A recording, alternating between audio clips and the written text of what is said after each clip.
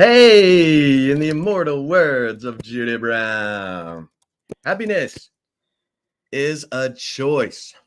We're happy you're spending some time with us, Chip and Zay, on a free-for-all football Friday. I see we are both rocking the Honolulu blue, which is awesome. Zay, what's going on, my man? My dog. Happy Friday, everybody. Feels good to be here. Feeling good, feeling great. How are you? Oh, man. We got football. We are breaking it down. 2 days into fall camp, 3 days now. A lot of excitement. I want to get your thoughts on, kind of the now or never guys. I want you to put that in your incubator and think of now or never guy. I'll go first and offer up Travis Shaw. Travis Shaw, who's got 1 year of eligibility remaining. Played 37 games at North Carolina, never started a game. And Kenny Baker told us on Tuesday he's got no restrictions from a knee injury that was being monitored in the spring by the coaches. And he said, you're going to be pleasantly surprised when you see him out there. And then, boom, he's running with the ones to start training camp. So I think that was a big piece of good news for Texas, especially considering they've brought in a whole new cast of defensive tackles from the portals, eh? Yeah, Ethan Burke talked about him yesterday, said he had a really good day of practice yesterday. And also he's one of those guys off the field that he's just easygoing, fun, hilarious guy. And I would agree with you on Travis Shaw. We know his upside and all the hype that he had coming in Chapel Hill, and he never lived up to that. And who knows? Was it the injuries? Was it just the culture, the coaches not being able to bring it out of him? But hopefully we see different. I mean, Kenny Baker has done a hell of a job since he's touched down at Texas. Everybody was very cautious on Kenny Baker because of his youth, maybe lack of experience compared to Bo Davis. It's not like Kenny Baker's just a scrub out here from the time that he's been a coach, even though I don't think he's hit his 40s yet.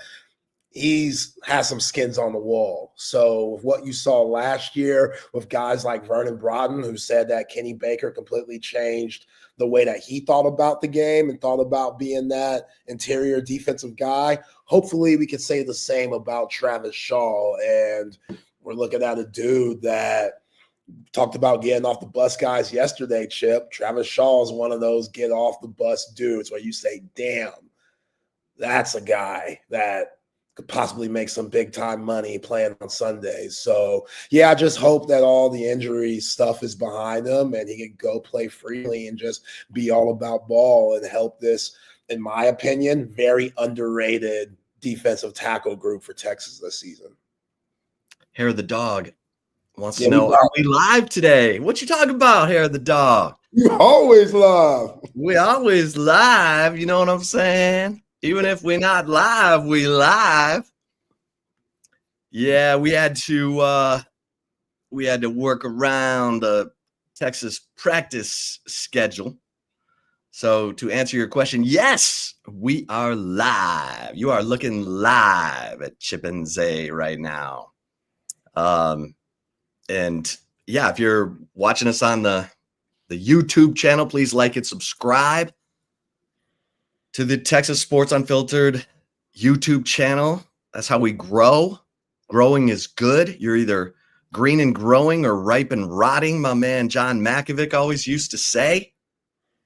And we like to be green and growing. And if you're listening to us on the app, Play along on the show on the COTA, Circuit of the Americas text line, 512-222-9328. We are here for you. We want you to have a place to come every afternoon from 2 to 4, hang out, talk some Texas football, SEC. My man Zay is the foremost authority on basketball and the best basketball official in the history of Central Texas. Let them know. That's why they call him the right call. You know what I mean? Because he always made the right call. That's right. When he blew his whistle, you knew it was legit. That's right. You didn't even need to question it. Don't be coming at him. I didn't touch. You touched him. You touched him. You hit him. I'm trying to hear it. That's right. I heard it, saw it, blew my whistle. See, now that's just mean. That's just mean. He ain't lying. Hair the dog says, Chip, anytime you show up on time, I assume it's pre-recorded. Now, come on. You know I'm always on the hustle, trying to squeeze everything in before I come and hang out with everybody. But thank you. Thank you, Hair the You have to put out another terrific article on Horns 24/7, which I like. Yeah, 10 takeaways for the first 2 days of practice. Y'all need to go check that out. I like that article, man. Very informative. Thank you.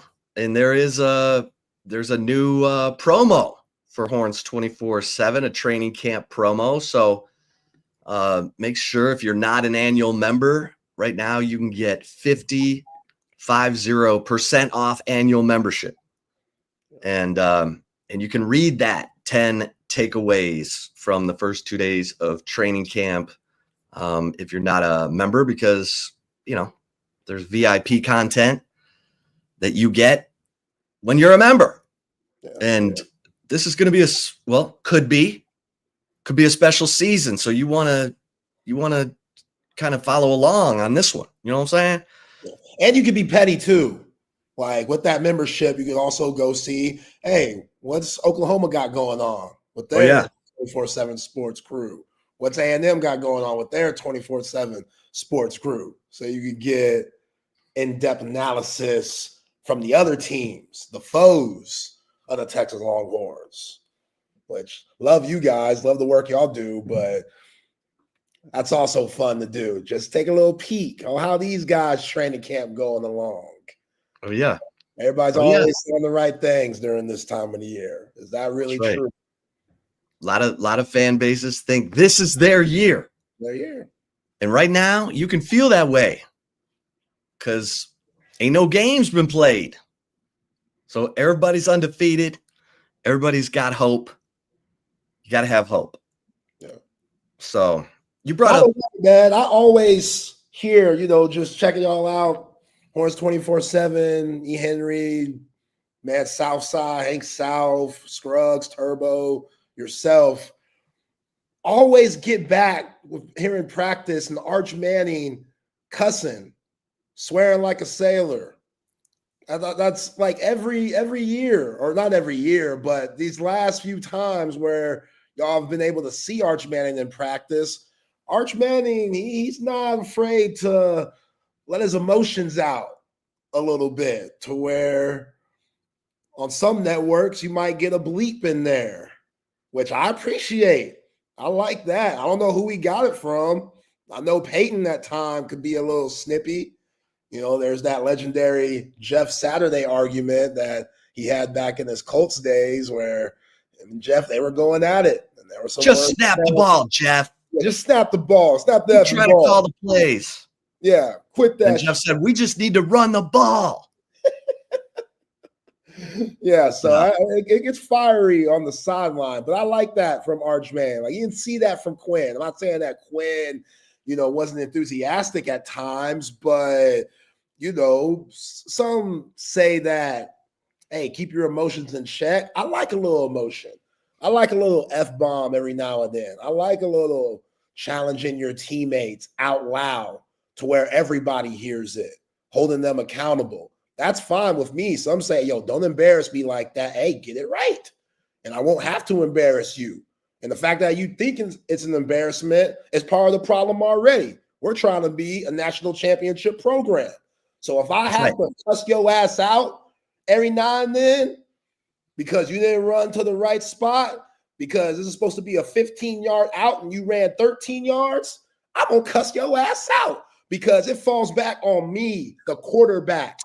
Quarterback gets all the love when the team does well. Quarterback gets all the hate when the team struggles. That's the business. I don't make the rules. That's just the business. So if I'm a quarterback and other guys aren't performing to the best of their abilities, and I got to say something, and those words might not be appropriate for Nickelodeon or the Disney Channel, shit.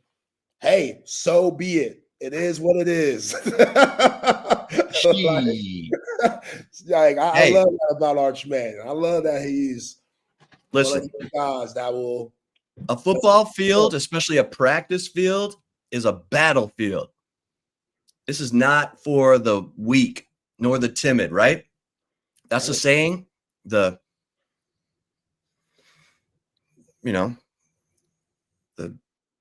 trust of the Longhorns or whatever the hell it is will not be entrusted to the weak or the timid. Here's the deal. And I'm not trying to call anybody out, and I very much appreciate being able to go into practice for however long we get to go. But my man Trey Owens had a tough sequence yesterday. So they're doing the deep outs, the 25-yard out from the opposite hash. Toughest throw in football, some say, right? Arch throws a laser, beautiful, to open the drill. Trey Owens throws it, underthrows his pass to the point where I think it was Jamie French had to stop to go up and get it. It was supposed to be right to the sideline. And it was Khalil Lockett that he underthrew. Lockett ended up catching the ball, 2-3 yards inside the sideline, and Sark let him have it, to the boundary. I'm leaving out the colorful language. To the boundary, Trey. And then KJ Lacey, as that is still echoing in KJ Lacey's ears, throws a perfect pass. And Sark is like even as the ball's in the air, Sark's like, look at this. And Aaron Butler pulls it in, toe tap. And Sark's like, man, that throw was unbelievable. So then they, each of the quarterbacks, then Matthew Caldwell goes, he threw a good pass. And then they go from the left hash to the right sideline. So just flip it. Now, instead of going from the right hash, you're throwing to the left sideline. Now you're throwing from the left hash to the right sideline. Deep out. Tough throw. All the way across the field. Arch throws a perfect pass. And Trey Owens throws a laser flat and, misses his target by 3 yards. Sark's like, put some air under it, Trey. Oh, man, I felt bad for Trey Owens. It was but you gotta be able to take hard coaching. When Sark says a guy can take hard coaching, that's the kind of coaching he's talking about, where the whole team is hearing you get critiqued. And look, you're going to have rough days. You're going to have a rough day. And that was just a sequence. We only got to see a fraction of practice. Trey Owens could have been spectacular in the 11-on-11 team periods, but that was just a tough little sequence. And I'm a big fan of Trey Owens. I mean, I think he's going to be really good. And I know we talk about that spring game now. My only concern is I hope he's, still feeling good about himself, because you got to bring your own juice. You got to bring your punch to the party. And And now that Matthew Caldwell's in there and KJ Lacey's got a really good arm for a guy. He's a lot like Bryce Young from a stature standpoint. He's not the biggest guy, but man, that ball whistles out of his hand. And so it was fun because I was standing not on the sideline. I was in the end zone for that drill. So I had the best view of, the ball coming out of the hand. But two things. I thought it was really like Sark. He's seen these drills a million times. He can tell when the ball's in the air if it's going to be a great pass. And that was crazy when KJ threw it. He's like, look at this. And then sure enough, it's right on the dime. And he's like, that pass was unbelievable. So, some days you're the windshield, some days you're the bugs, eh? But we're keeping an eye on that number 2 quarterback race because it's important. Yeah. One time in the last 14 years, thanks to our man CB, the greatest volunteer producer in the history of radio.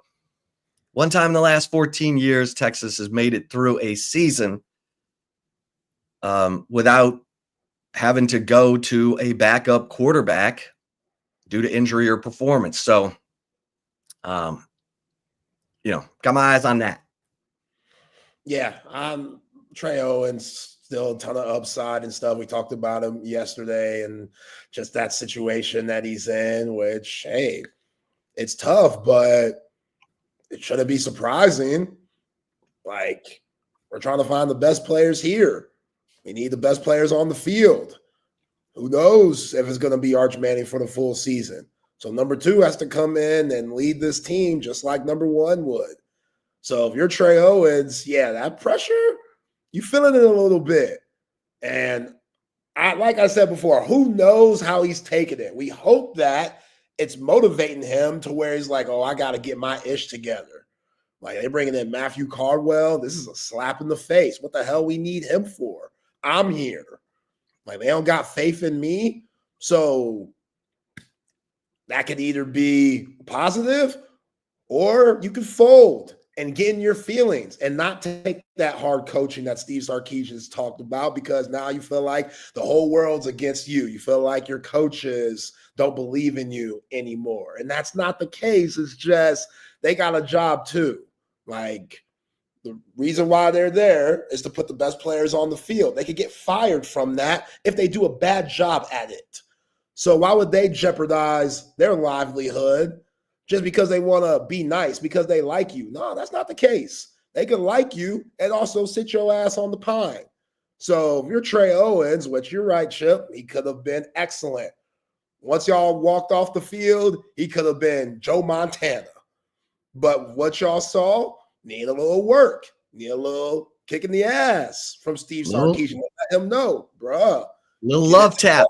Yeah, get it together in front of everybody. Like, anyone can get it. Sometimes coaches just do it just because. Sometimes coaches don't even have any reason to yell at a player. It might be one of the top players that you got, just to let everybody know, no, we don't hide from nobody. Colin Simmons could get it. Arch Manning could get it. Ant Hill, Mookie Taft, probably a lot less rare than a lot of these other guys who don't have the experience of the guys I just named, but you catch my drift. Sometimes you just got to send a message to everyone that don't get comfortable.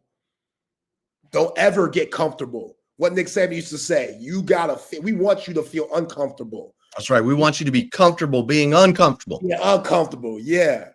That's what I'm talking about. So I still very high on Trey Owens, but yeah, Matthew Caldwell, been hearing good things about him. He ain't got the best arm, but he been putting it on the money. He feels good about himself. He got confidence. He got that backup quarterback swag that you gotta have. Like, yo, man, I'm still a guy too. Don't sleep on me. I just ain't the guy, but I'm still a guy, and you'll take that. And I could be one play away from being the guy. Yeah. It's going to be interesting. Ryan Wingo was not at practice on day 2 for personal reasons. He was there on day 1, looked good, wearing that number 1 after switching from number 5. And Ryan Wingo, man, this is a guy who everyone's looking at saying, okay, this is your moment, because you were behind Matt Golden, DeAndre Moore, Isaiah Bond last year. Still had 29 catches for 400 yards and change, a couple touchdowns. But this year, let's see it. And we know he missed the spring with the hamstring. They didn't want to, these hamstrings. Now, Roy Williams, remember Roy Williams, the receiver? He had hamstrings like violin strings. And you gotta follow a really disciplined regimen to keep those things from getting tight. And some guys just remember Tyrese Hunter, the basketball player. Yeah. Remember, he would get dehydrated and then he'd cramp. Some guys' body chemistry is just different, but man, they got to have Ryan Wingo on the field.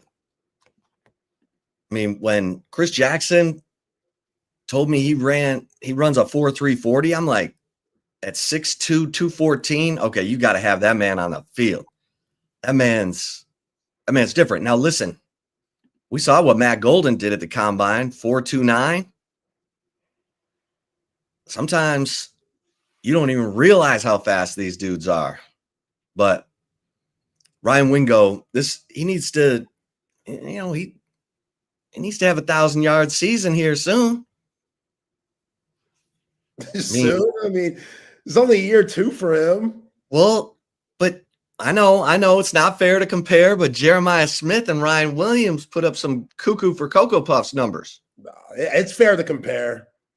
It's fair. They were a part of that same class. Like, it's fair. Ryan Wingo was number 3, the number 3rd wide receiver on a lot of these rankings out here, while Jeremiah Smith and Ryan Williams were 1 and 2. So I'll continue to talk about that and say, if you're Ryan Wingo, that should piss you off and give you extra motivation to go out there and say that you belong just like these guys and get all the publicity that these guys are getting, like being on the video games and whatnot. But yeah, you never like hearing a guy being out for personal reasons. Hopefully it's nothing serious at all, and Ryan Wingo can get back to practicing and gearing up for the season. But yeah, the dude, he has a ton in his toolbox that you just got to keep tightening up if you're Chris Jackson and you're Steve Sarkisian. But I think him and Arch are going to have really good chemistry.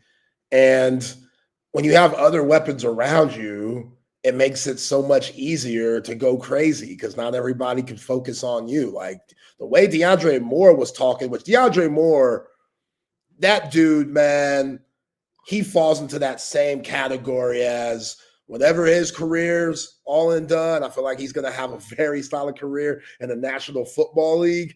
But after that, that's a future coach. Like, just no ifs, ands, or buts. That dude, the way that he talks, charismatic, like he's funny, says all the right things. Like he sounds like a coach up there when he was chopping it up with you guys. And his confidence, man. DeAndre Moore, his confidence, boy, which you're like, oh, everybody has to have confidence. That's just like coach speak. That's just player speak. When you hear DeAndre Moore talk, you believe it.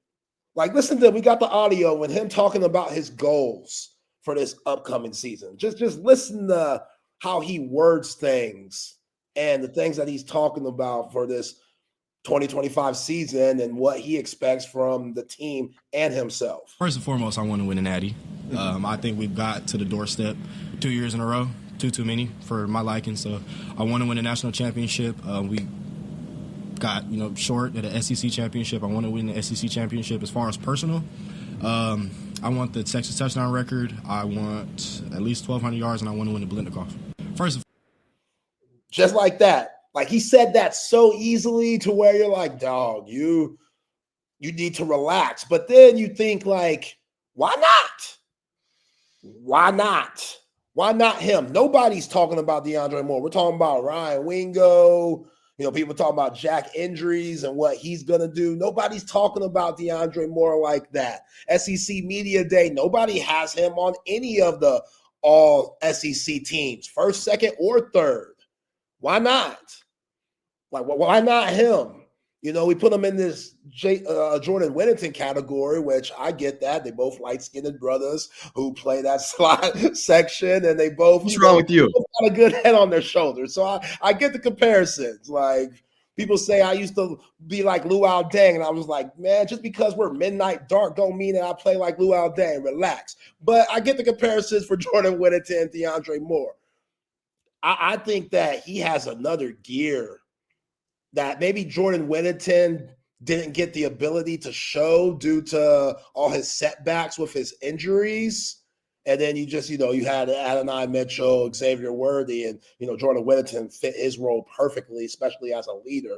But I think DeAndre Moore, man, that production that he could possibly have this year, why not? Why not go for over 1,200 yards? Why not break the Texas record? It's a lot. That's saying a lot, especially with all the mouths to feed on this squad and in that wide receiver room. But I thought DeAndre Moore was great last year. I thought quietly the team took a setback when he started having that foot injury, not only from a receiving standpoint, but for blocking. He's the best blocker in that wide receiver room, which under Steve Sarkisian in that offense, you better be able to block as a wide receiver. So I love DeAndre Moore, man. That dude, bona fide captain for this squad, and he gives me that Michael Taft feel on the offensive side to where when he talks, everybody should be listening on this roster. Yeah.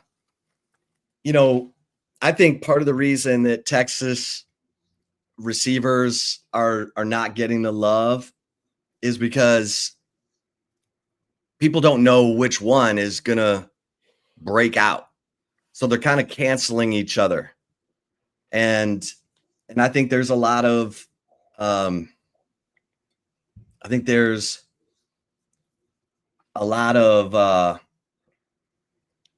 a lot of intrigue because they look at Ryan Wingo, they see the star power there and think, okay, he's getting ready to break out. But DeAndre Moore had the best production last year as I reach for all my stats and whatnot. DeAndre Moore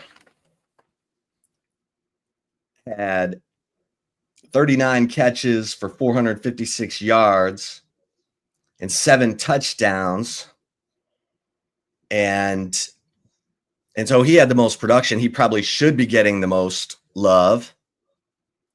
And yet Ryan Wingo has the star power. Now you got Emmett Mosley, a guy who had 48 catches last year for 500 plus yards and 6 touchdowns, 4 of them on fourth down. And let's see, so Jordan Shipley has the single season receiving yards record, 1,485 in 2009. Devin Duvernay is second on that list. 2019, he had 1,386 yards. And then Kwame Cavill, 1,188. So 1,200 yards get you into the top 3 all time. And that's doable. I mean, when you look at what Jeremiah Smith did last year at Ohio State, it's kind of ridiculous. That dude had 75 catches for 1,315 yards and 15 touchdowns. I would say the recruiting rankings got it right on Jeremiah Smith, who was the number 1 receiver coming out of high school. And Ryan Williams had 48 catches for 865 yards and 8 touchdowns. His touchdown catches in some of Alabama's biggest games were unbelievable highlight reels, right? For sure. Where he's like kind of juggling it and spin moving, and he had the game winner against Georgia. 75-yard touchdown with next to less than a minute. Yeah. Has he aged? Is he still 17? That's all we heard. He's only 17 years old. He is Benjamin Button. He's getting young. He's 16. He's 16 this year. Yeah, I mean, it's going to be fun. It's going to be fun. And here's the thing. This is where Steve Sarkisian, and we need to talk about this because I heard someone quoted a coach who said, with all the NIL and transfer portal, the job fun factor is about a 4 out of 10. Like it's hard to be a football coach nowadays. And some of these schools, the coach is having to raise money. He's having to raise NIL money. He's having to call people. Now that's at schools where they don't have the resources of Texas. So I would imagine Steve Sarkisian's fun factor rating is higher than 4 out of 10, but it's hard. I mean, Nick Saban left for a reason. And you got to be able to identify, develop these guys, and manage expectations. These guys all have phones. These guys all see where Texas is being picked. They're the odds-on favorite right now to win the national championship. Arch is still the Heisman Trophy favorite, according to BetMGM, FanDuel. Like, you got to – and I've been impressed with how Sarkisian is – he wants guys to have swag and believe that they're as good as they can be. And there's a lot. Like David Cutcliffe told me at SEC Media Days. David Cutcliffe, who coached Peyton at Tennessee as the offensive coordinator and was the head coach of Eli at Ole Miss, he said, there's never been more pressure on a young quarterback than Arch Manning is facing going into this season. And Arch, hopefully he's just locked in his tunnel and goes out there, plays totally focused and free and without distraction. But if he goes out there and struggles against Ohio State, you know what the headlines are going to say? Oh, Arch Manning, come on now. Did we have it wrong about Arch Manning?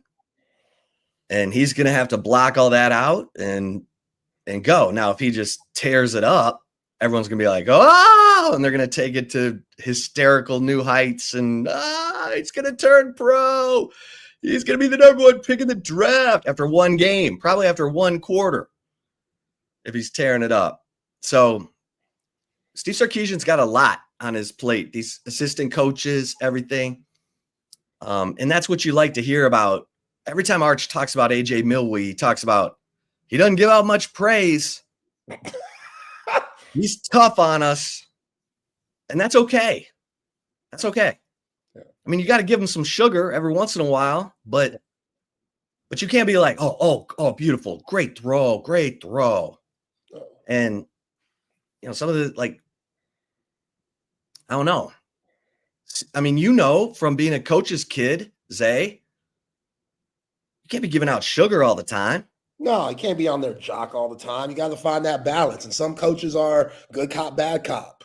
Some coaches, I wouldn't say negative, but more of a perfectionist in ways to where if you don't get it right to the T, they're going to let you know about it. And other coaches, they'll be like, okay, that's good. We're working towards those steps of you becoming dominant and consistent, but let's tweak some things. There's just different strategies in coaching that are put in each coach's philosophy that each player gets affected by and how they go about their game. And I thought Jalen Gilbo said something very interesting during the player presser yesterday.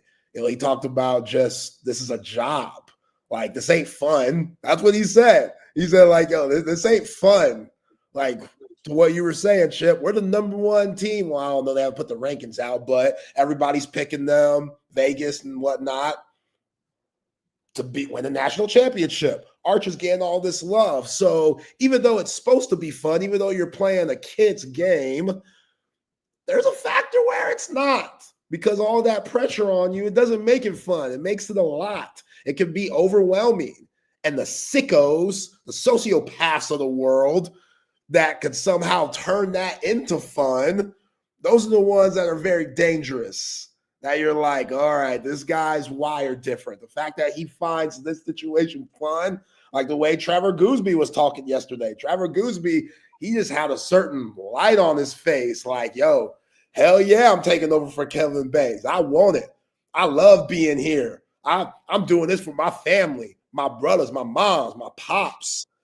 That's what motivates me to get out here every day. I got 24 hours in the day. God gave me 24 hours in the day. I got to make the most of it. And I'm not saying that Jalen Gilbo doesn't have fun, but like Jalen Gilbo, like I told you the other day too, Chip, that kid, once that child is born into this world, your life changes. You're just wired different. I don't know what it is, but every good person in this world, mother, father, if you're just a good person in that sense, your radar is clicking different, because now you know you're responsible for a tiny human. And Jalen Gilbo, having his daughter in this world, he said it. He was like, yo, I kiss her on the forehead every day that I got to go and say, yo, baby, I'm doing this for you. Now I got serious purpose. I've always had purpose, but now this purpose in my life is different because I got this beautiful baby girl in this world and I want to give her the world. And I know I can help do that if I take my career seriously. So Jalen Gilbo, I love when he was like, yo, this ain't fun. This is a job for us. You better do your job because there's a lot of expectation. And if you don't, it's not going to look good. You're going to disappoint a lot of people. And they don't want to do that. This team, they have accountability with one another. They have a lot of pride. And that's what you want for a ball club that has all the aspirations that this Texas team does. Yeah. Yeah. No, it is interesting. And it's interesting to see who can go out and treat it like a job, but remember that they're still playing a game and enjoy it, because it's a balance. And now the guys are getting paid. There's no doubt. It's a different world, and it's not easy. It's not easy to be a coach. It's different as a player. The great ones don't think about anything other than just, I can't wait to get back out on the field and show how great I am. Right. You know, they don't, like some reporters who maybe never competed for anything, they just see the downside. Or do you feel the pressure? Do you worry about not coming through? You know what I mean? Like, the great ones are like, just give me the ball and let me make that play. Or in basketball, I'll take that last shot. Give it to me.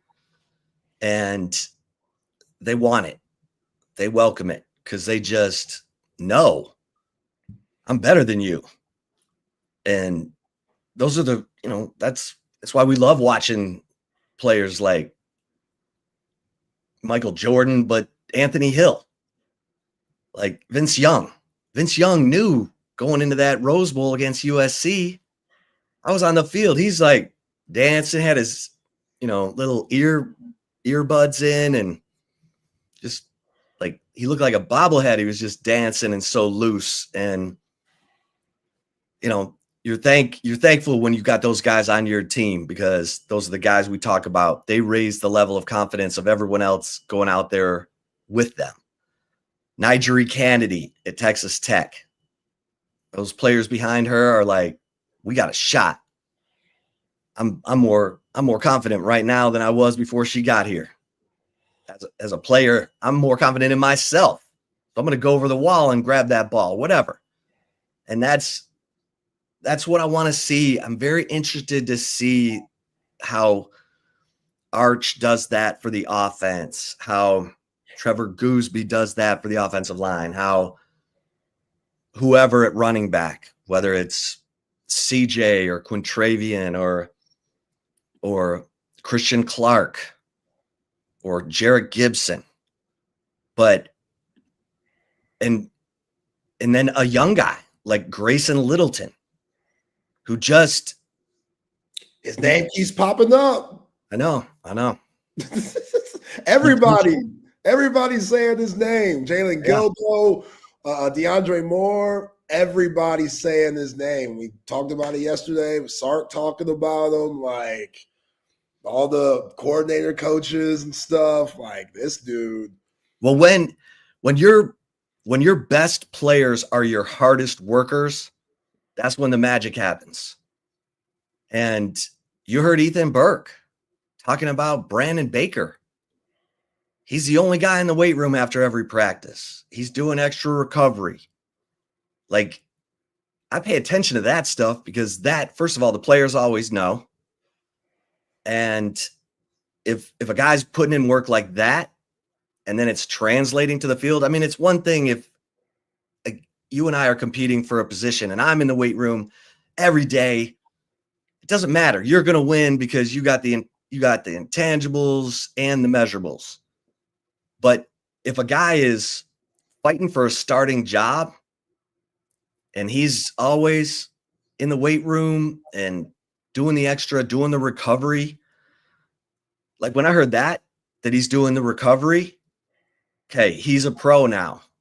He hadn't even started a game, Brandon Baker, but he paid attention to what everyone ahead of him was doing, and now he's doing it. And Ethan Burke said, he'll punch me in the ribs, when I'm coming in. Yeah, and he's like, that left hand on the left ribs or something like that.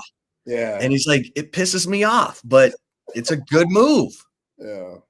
And that's stuff that Casey Studdard wants to hear, because you always want to get a lineman in his ribs because he doesn't have padding there. Quarterbacks do, but no one else does. And if you can punch him and get away with it, man, it's like makes you think twice. So, and that's what Sarkisian was talking about with the tackles. Want them to be nastier. Okay, well, sounds like Brandon Baker got the message. He went out there and punched Ethan Burke in his ribs. Yeah, we got to pull that audio up right now because I love what Ethan Burke said about Trevor Gooseby and Brandon Baker. It's absolutely fascinating. Let's start with Trevor. Trevor, just the length and the stature. He's a huge human being. I would say his physicality, too. Both him and Baker are very physical. Baker does a good job. I think his fundamentals are great. Rushing, he gets this hand on this rib, on my rib, and it pisses me off sometimes, but he's really good at it, I'll say. So both of them, very physical players, but that's just how, we've kind of been, how they raise you through the program. You just become more physical as you are here longer, and they've both developed that trait. And Baker, just smart player and really hard worker, always here after, getting extra work. He's always in the weight room after. He's the only guy in there, I'll say that, after practice. He's the only guy usually, putting in extra work, and he's getting extra recovery. So for him, that's really helped bring his game to another level. Yeah, that's big time. Ethan Burke is a senior. He's seen it all. He's gone up against Kelvin Banks. He's made big plays in big games. Like, Ethan Burke is now a voice you pay attention to because he's done it. He's earned it. And when he's talking about a younger player like that, I'm listening. Yeah, if I'm Andre Kojo, I'm in the weight room with Brandon Baker today after I hear that. If I'm battling for a position and I hear one of the leaders in the locker room like Ethan Burke say what he said, that could be the difference between who gets that job. And Kyle Flood and Steve Sarkisian, they're checking off every box that they can on who deserves it more.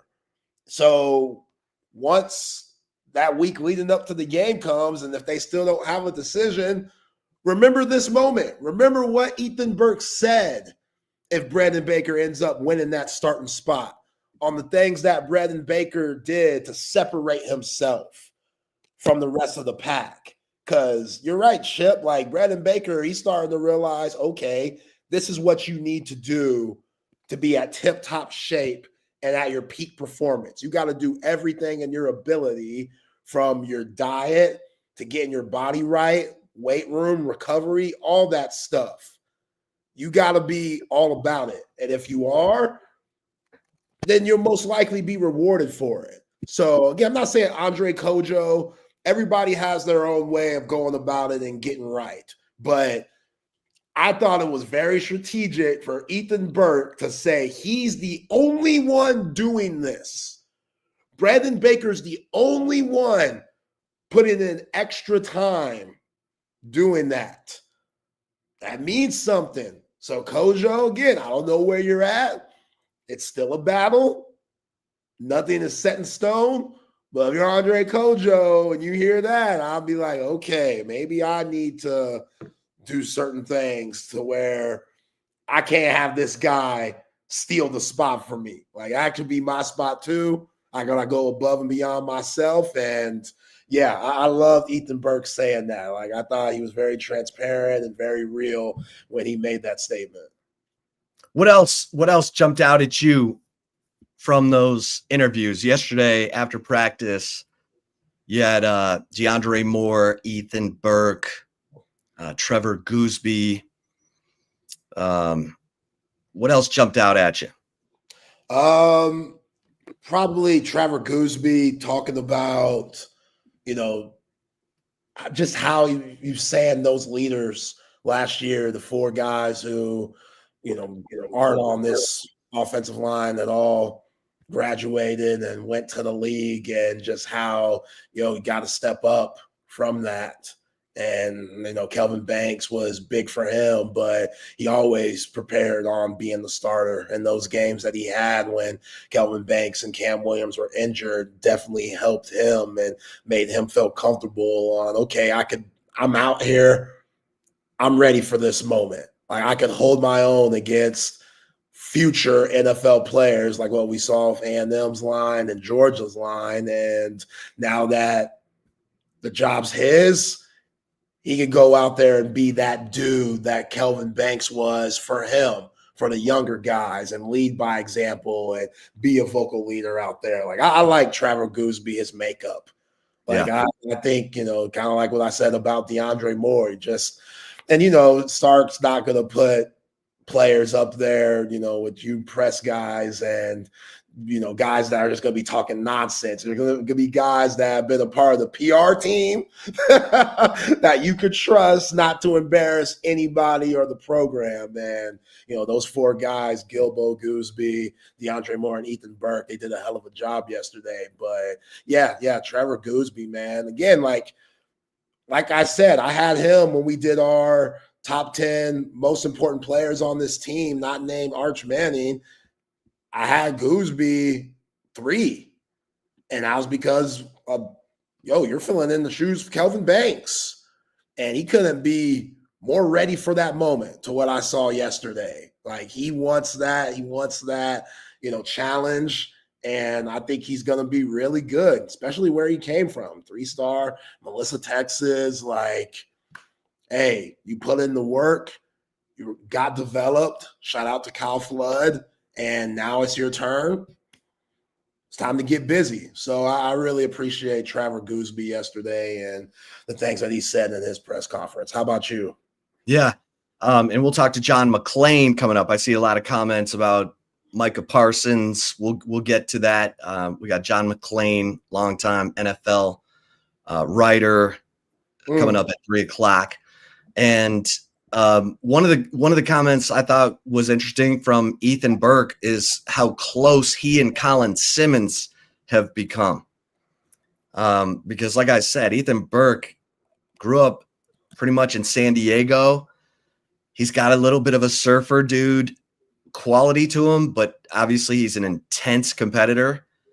And he was talking about how he and Colin Simmons have gotten to be close off the field, and that now they're communicating down the line to each other in a really easy, comfortable fashion, so that they're, on the same page and making sure that everything's getting done the way it's supposed to get done. So those two, I mean, that whole edge room is ridiculous. I said I think Texas leads the nation in sacks. We'll see. But I think those two want to be great. They want to be big time in the NFL. They're looking at this as the next step in the process to get where they want to go. And they have that hunger.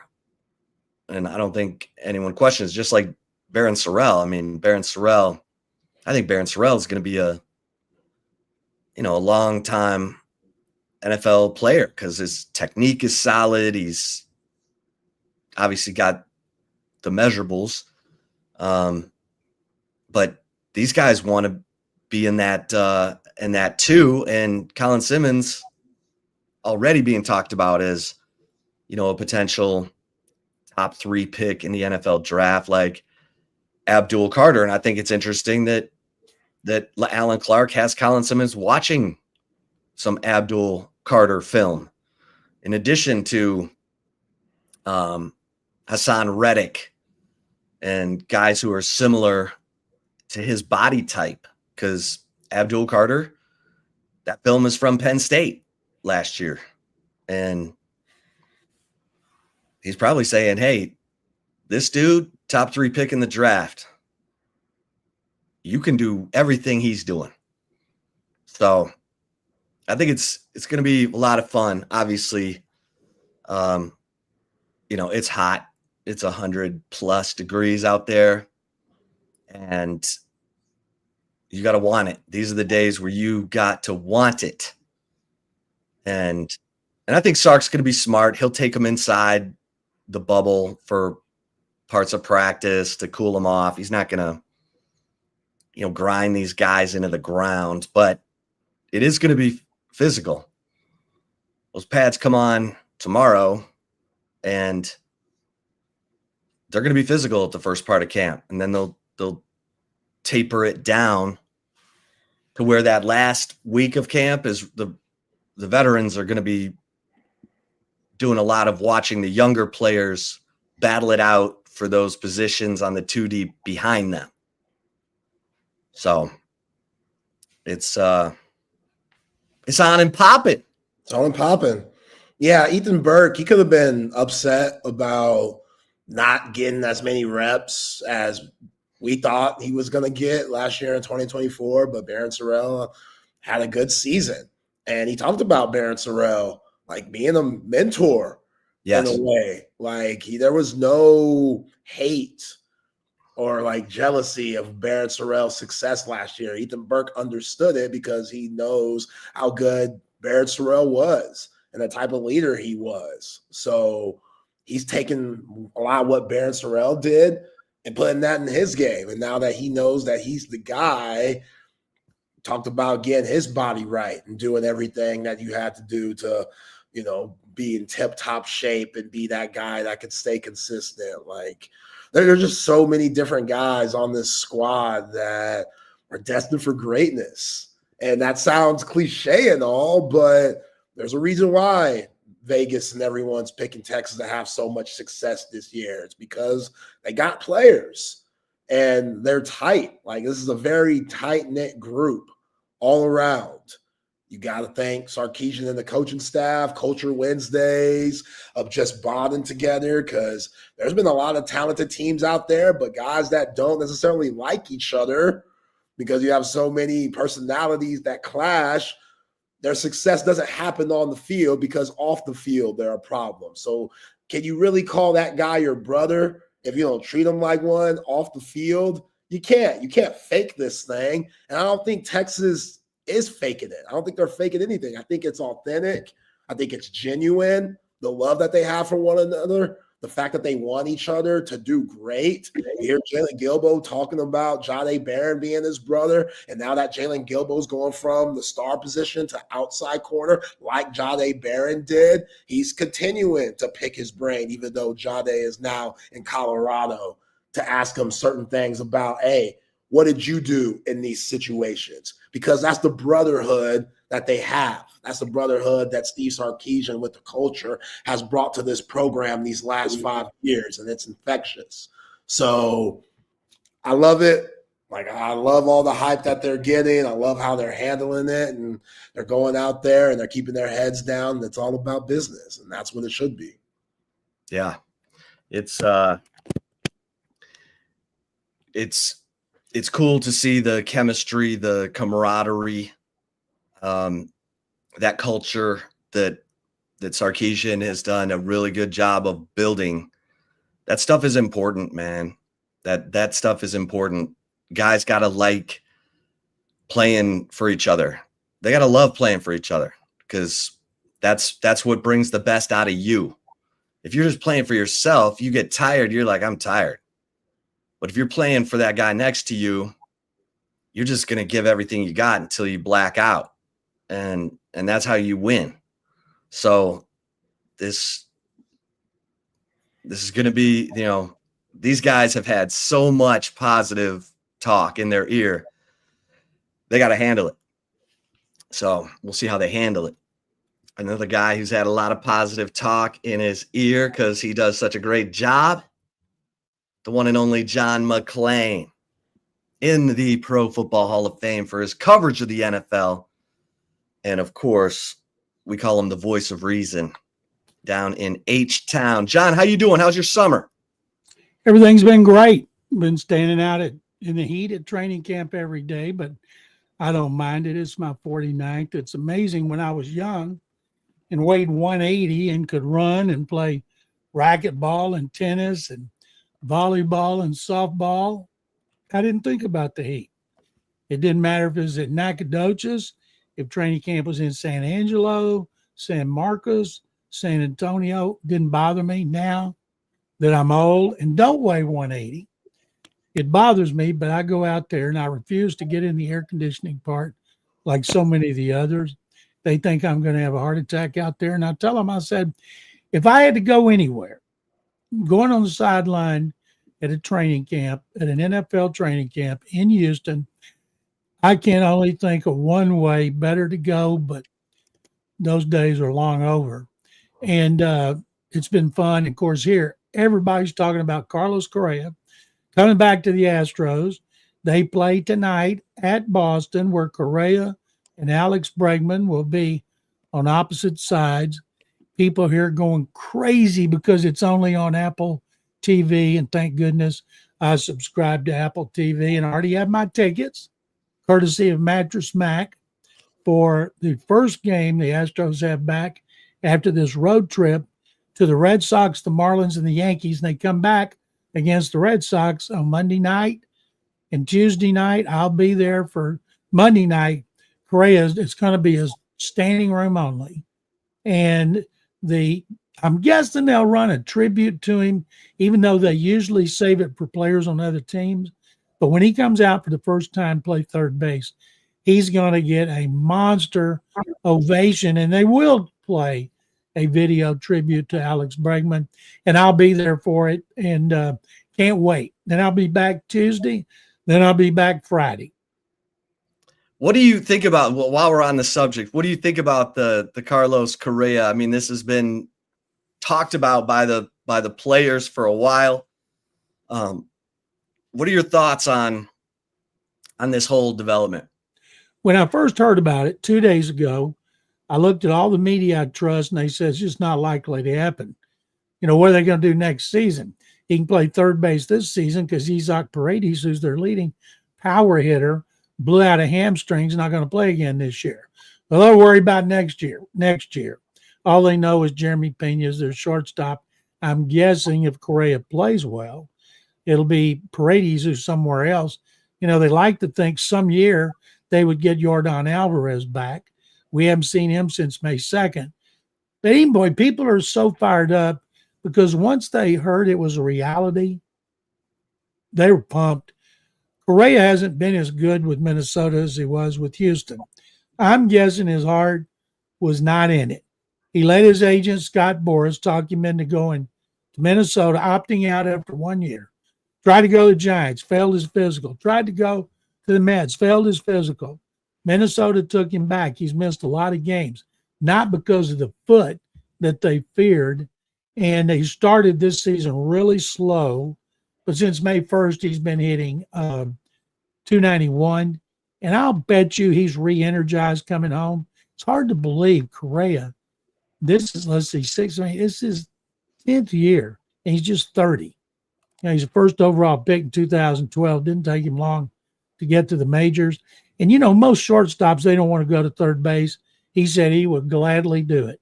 That's they need Lance McCullers to gladly move to the bullpen, but he won't do it. But people are really excited about it. And they got two other players to fill needs. Dana Brown, their GM, did a great job. He tried to get a couple of starters.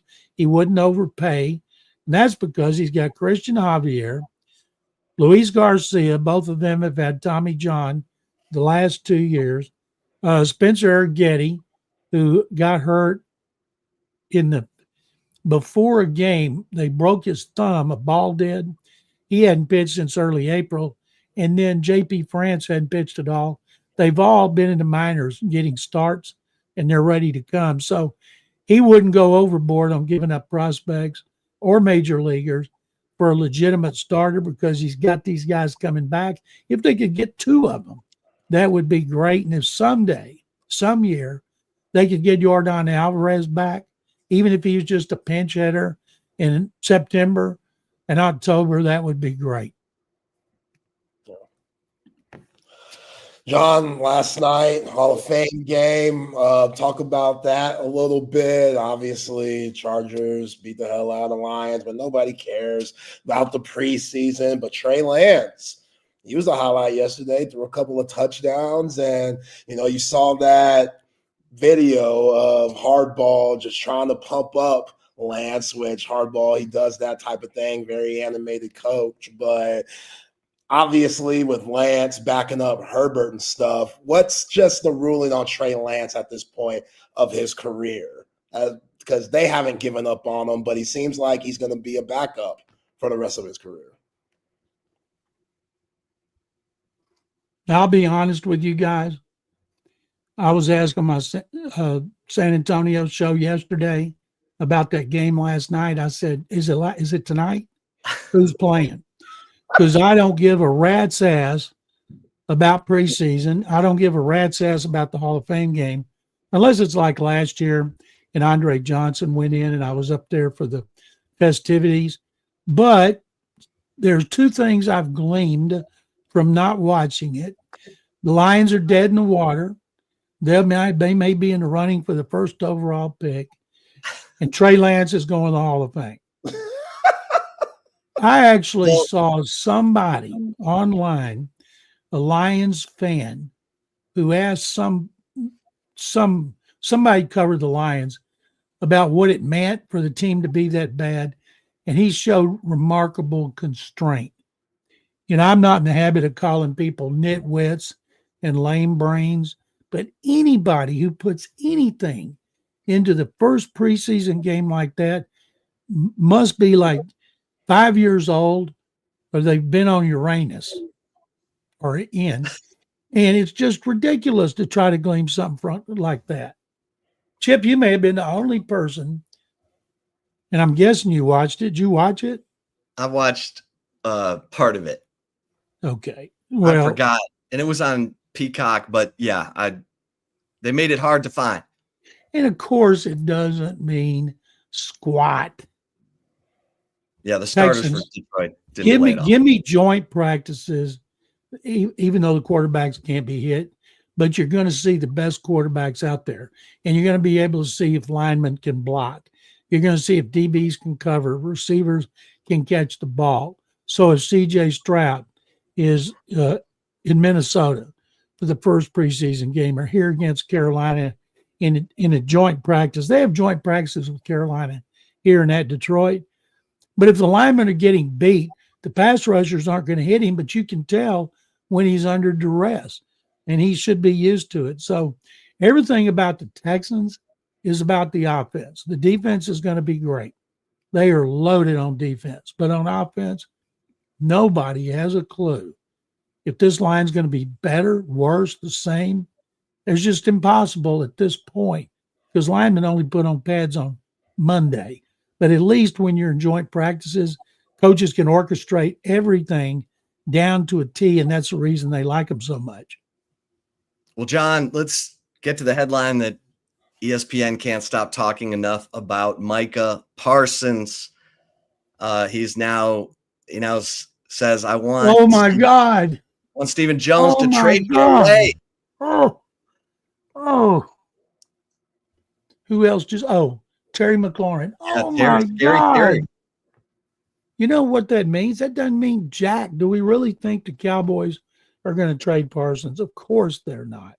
Do we think Washington, which is trying to get a new stadium, generate interest in a new stadium, and Terry McLaurin's their most important veteran player? The problem McLaurin is he's going to be 30 years old in September. He's on his third contract. Usually you don't give big bucks to third contracts. I saw a breakdown of all the players, say like Mike Evans. He's going to end up probably getting 22, 23 million. He's not getting 40 million like these guys who are on their second contracts.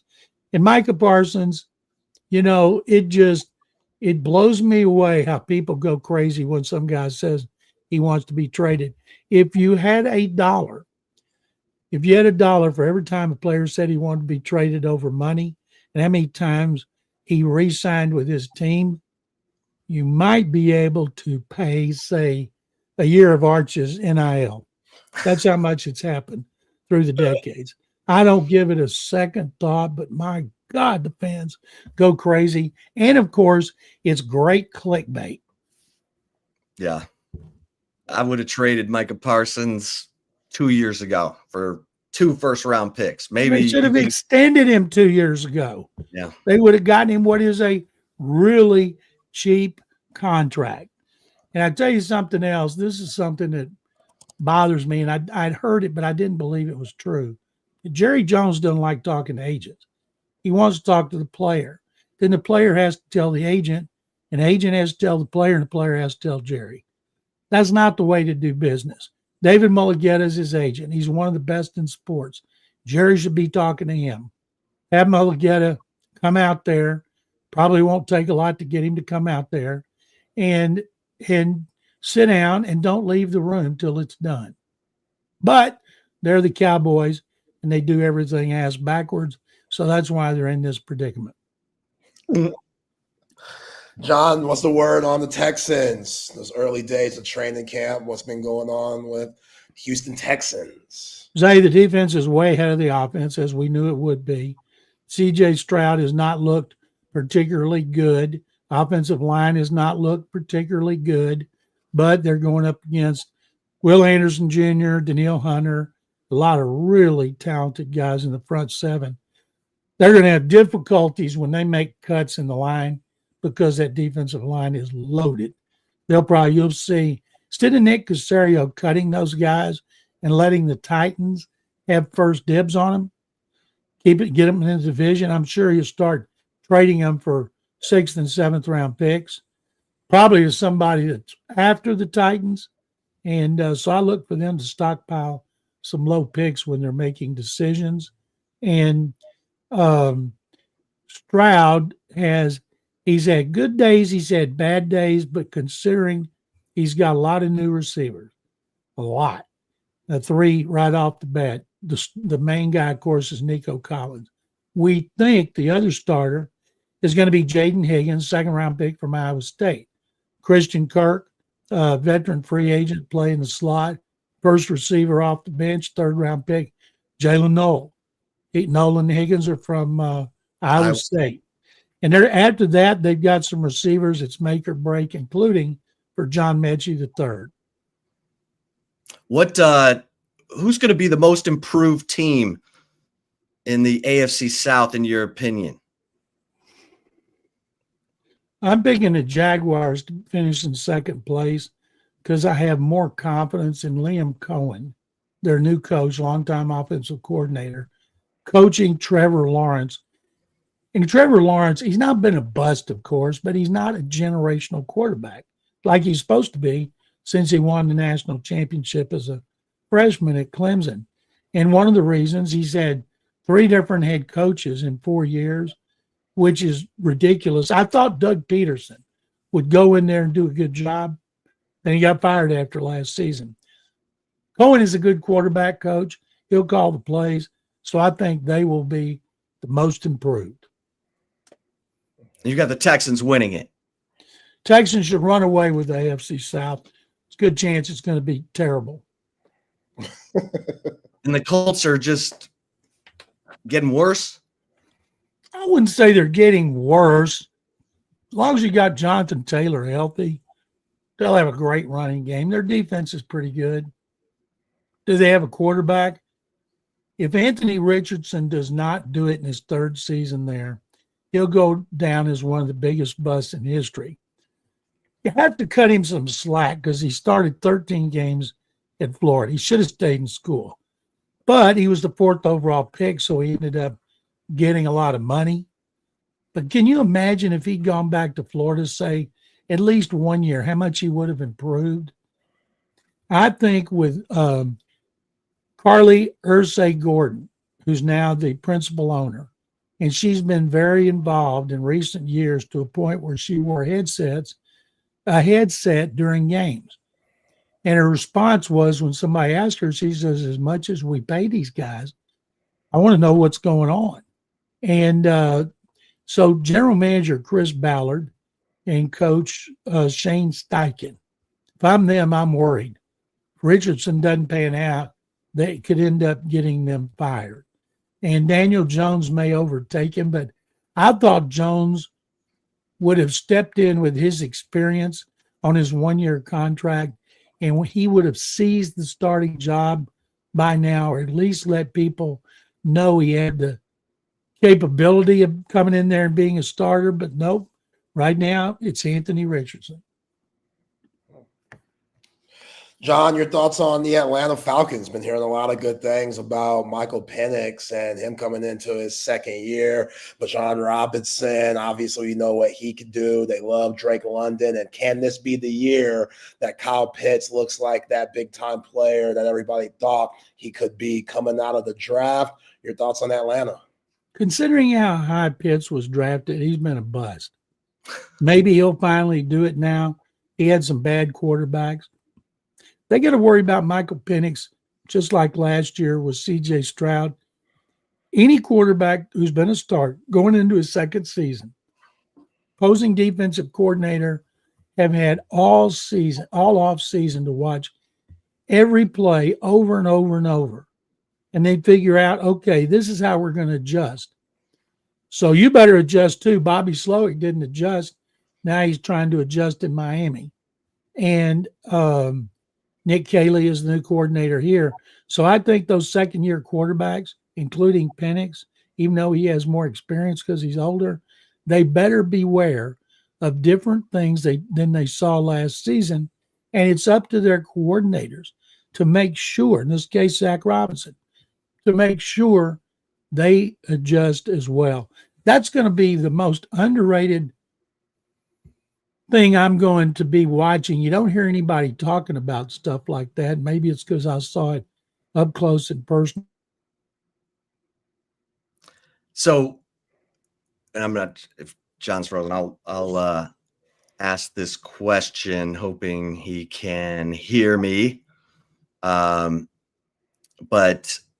I wanted to get from John how much of CJ Stroud's, whatever, sophomore, there he is. John, I wanted to ask you how much of CJ Stroud's 2nd year back to earth season, like, do you know if in your gut, having watched, pro football for 40 years, do you think CJ Stroud is a franchise quarterback who had a terrible offensive line last year, or are you not sure? Let me ask y'all this question. Your leading receiver missed 5 games. You were 5-1 start. He's out for 5 games. The guy takes his place, Stephon Diggs. He lost for the season 9 games.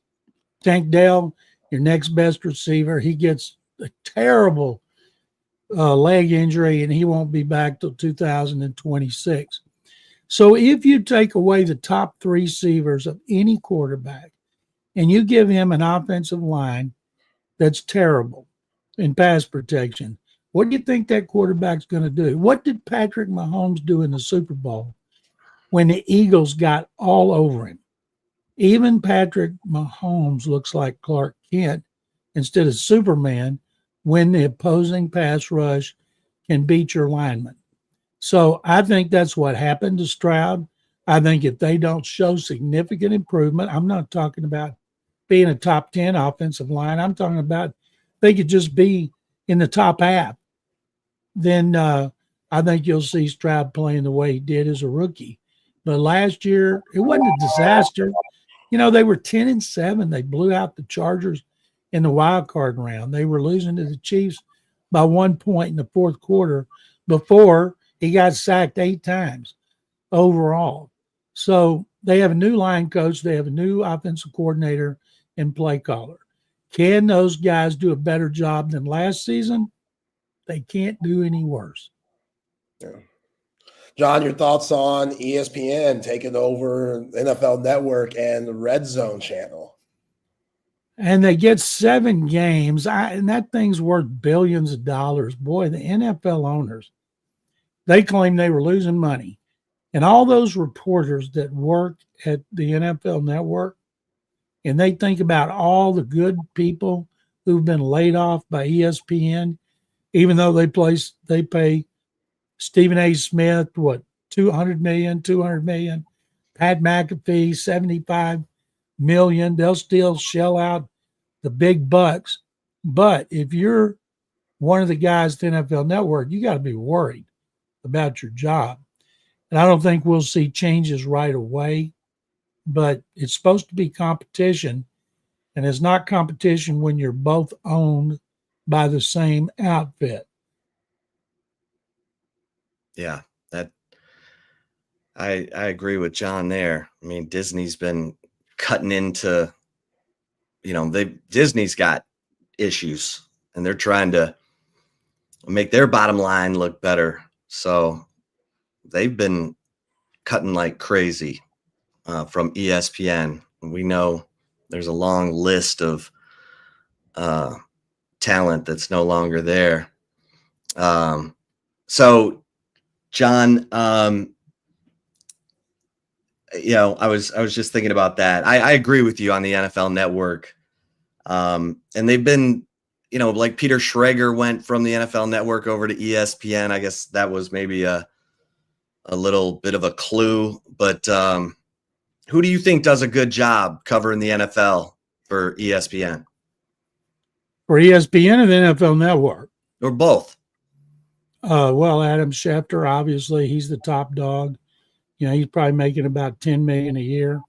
And Adam, to me, is the premier guy. He takes a lot of grief from Mike Florio and Pro Football Talk, but so do all of them. Mike is so critical of all those reporters. Like, there's should be a law against an agent giving you a tip or a team giving you a tip before they announce it. That's your job. You should be doing that. And I like Ian Rappaport. I also like Mike Garafolo and Tom Pelissero. They're on the insiders every day, telling what's going on behind the scenes. Judy Batista worked for the New York Times before she moved over. There's a lot of good people, of course, who've made that move. And a lot of good people have been let go by ESPN. Dan Graziano, a writer who still writes for ESPN, does a lot of TV. He's on Get Up that Mike Greenberg hosts every day. And then when Greeny's taking a vacation, a lot of time, Dan is the host. I really like him. Jeremy Fowler, he's another insider. And but I try to keep up with both, but if I only had one, it would be ESPN. My favorite person on both those networks is Rich Eisen. Rich Eisen now is going to have a talk show on ESPN, and it's going to be on the same time as Stephen A. Smith on Sirius and Pat McAfee on ESPN. Rich will be on ESPN Radio. So those three guys are going to be on at the same time, which is just strange to me. You'd think they would not put them all on at the same time to help them build up their audience. But I'm hoping those others like Fox, I don't know what they got on at that time. They're going to have low ratings because I think Stephen A., everybody listens whether they like him or not. I like Pat McAfee, and I really like Rich Eisen. He's my favorite guy doing the NFL, and I always wish him the best of luck. One time he had me on the Rich Eisen show. I was on Interstate 10, and I was doing it. All of a sudden, flashing lights behind me, I was being pulled over. And I told him, I said, Rich, I got to go. I got a cop pulling me over on I-10. I'm going to get a ticket. So he let me go. Next day, they wanted me to come back on and tell them what happened. And I told them that, cop, what's your hurry? I said, well, I'm doing a talk show with a guy on the NFL Network. His name Rich Eisen. Oh, I like him. And I got off with a warning. And Rich has told that story so many times. But I did.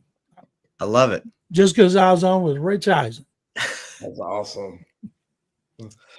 John, what are your thoughts on Kyler Murray nowadays? Talk about a guy that nobody's really talking about. I mean, Jonathan Gannon, we know that he's a rising coach in the industry, but Kyler Murray's always been that weird guy to where we know he has talent, but we know his personality is a lot different. Where are the Cardinals going to be this year? And your thoughts on Kyler? I don't think much of the Cardinals. Maybe they're just kind of out there. They don't have any controversy. And Murray, it's like he's not there. Hopefully he's in there studying. Not that story about when he was doing a game plan, he's playing video games. Hopefully he is studying because they need to take the next step under Jonathan Gannon. And the division is not great, but it's still pretty darn good. And they're still, to me, destined for last place. I think the 49ers will bounce back, playing the easiest schedule in the league and be a contender for first place with the Rams. Seattle won 10 games last year and didn't even make the playoffs. And then there's the Cardinals. Murray better play well, that's for sure. No, he better play better than well if the Cardinals want to show significant improvement. John, Christian Wilkins, who was a big reason Clemson won a couple of national championships in 16 and 18. When he went from the Dolphins to the Raiders, I was like, okay, that's a interesting move. And now it's all coming apart. What's your take on the Raiders and, Pete Carroll and the Raiders in general? I think they have the offensive rookie of the year, Ashton Jenney, the running back. Geno Smith's coming off the most yards of his career, won 10 games. His team won 10. And they'll be better. Problem is they play in a tough division. Denver and the Chargers and the Chiefs, of course, it's going to be hard to move up in that division. They could be the best last place team, which doesn't mean much to Pete Carroll. Then they've got 3 Hall of Fame coaches. Someday Jim Harbaugh might be in there. That would be 4. And that competition is fierce. And I like watching the division. Tom Brady, people acted like he was a lot more involved than he is. Can the Chiefs go back to the Super Bowl? Super Bowl losers don't go back to the Super Bowl. Other than the Patriots 1 year, you got to go back to the Bills. 30 years ago, for whatever reason, they just don't go back. While they should be the hungriest team in the NFL, I think they'll still win the division, but I just don't think they're going based on the odds of what's happened. Just like I don't see Philly win the division again because it's been 21 years. That means Washington would win the division. Or, of course, Cowboys. And I think we can rule out the Giants. And y'all see that every year Dak has been healthy and he started all or most of their games, they've been in the playoffs. So the one key factor for the Cowboys is, can Dak Prescott stay healthy? Yeah.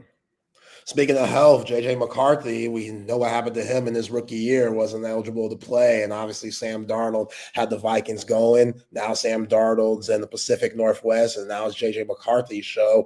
The talent for the Vikings is really good, but having basically a rookie as their quarterback with all that talent, you got guys like Justin Jefferson and Jordan Addison, but that division, brutal. How do you think Minnesota's going to be this year, John? I didn't think they'd be nearly as good as they were last season when they won 14 games. I'll say this, like Arch Manning's under more pressure than any college quarterback in the country, and maybe more pressure than any college quarterback in history. I'd like to see somebody try to make an argument that he's not. And I think J.J. McCarthy is under the most in the NFL because he hasn't played. He's taken over a 14-win team, and everybody up there likes him. He's got all the intangibles, and they took him high for a reason. Kevin O'Connell is an outstanding coach and play caller, and maybe McCarthy will be a big-time player, but he's going to have a hard time duplicating what Sam Darnold did unless he can get by the first round of the playoffs.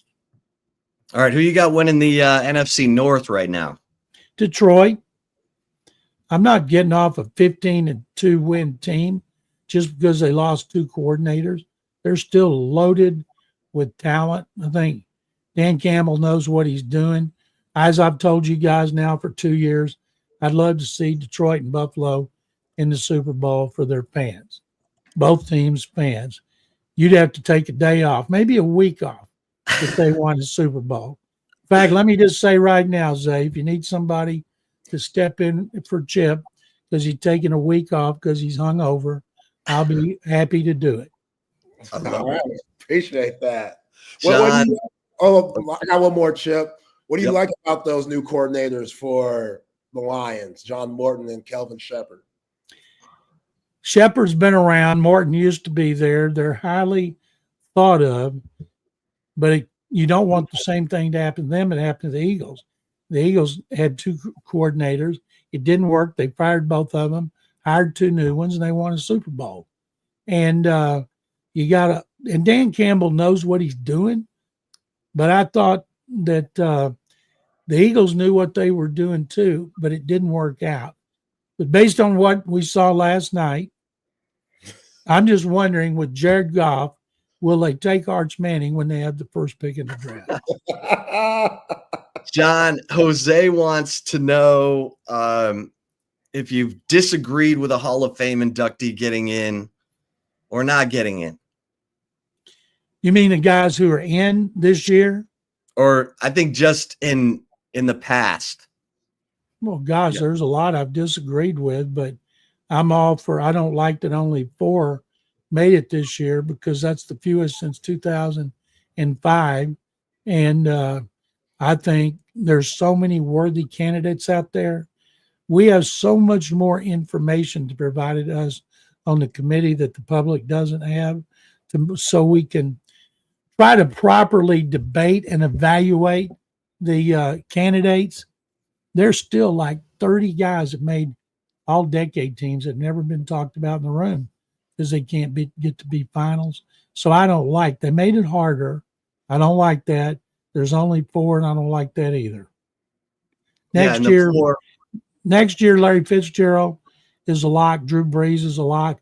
I think Jason Witten would be a lock, but it could be like Antonio Gates.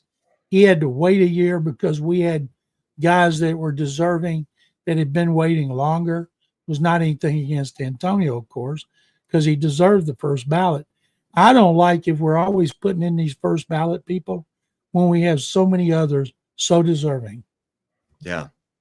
Yeah, the 4 inductees this year: Eric Allen, Jared Allen, Antonio Gates, Sterling Sharp. John, on August 19th, we get the Netflix documentary on the Cowboys in their reign in the 90s. This is as close as Jerry Jones is going to get to any talk of Super Bowl, isn't it? Yeah, wake me when it's over, will you? I want to see the real thing. I want to see the Cowboys having a shot to go back, get back to an NFC championship game. I'd rather see a documentary about how they've been so bad and managed to not get back to the championship game since I was like 6 years old. But more power to Jerry, more power to Netflix putting it on there. But I want to see something about the Cowboys I don't know. And there's such an open book because of Jerry and Stephen Jones. No mystery. And I don't think it's a mystery to any of us that why they have not been bad. I mean, they won 12 games, 3 years in a row, but why they have not been able to get over the hump. And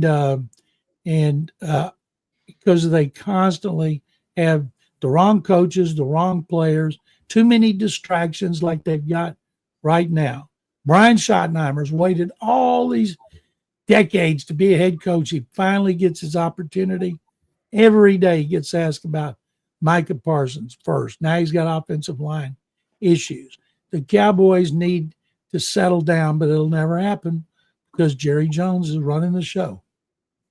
Well, John, you're the best. We love the conversation every Friday. Let's do it again next week. I look forward to it, guys. Thank you very much as always. Enjoy the weekend. Same to you, my friend. There he is, the General, Mad Dog McClain. He's going to be at the Astros game tonight. Carlos Correa, a lot of excitement going on around those first place Astros, Zay. John does not think that Micah Parsons is going anywhere, nor does he think Scary Terry McLaurin is going anywhere.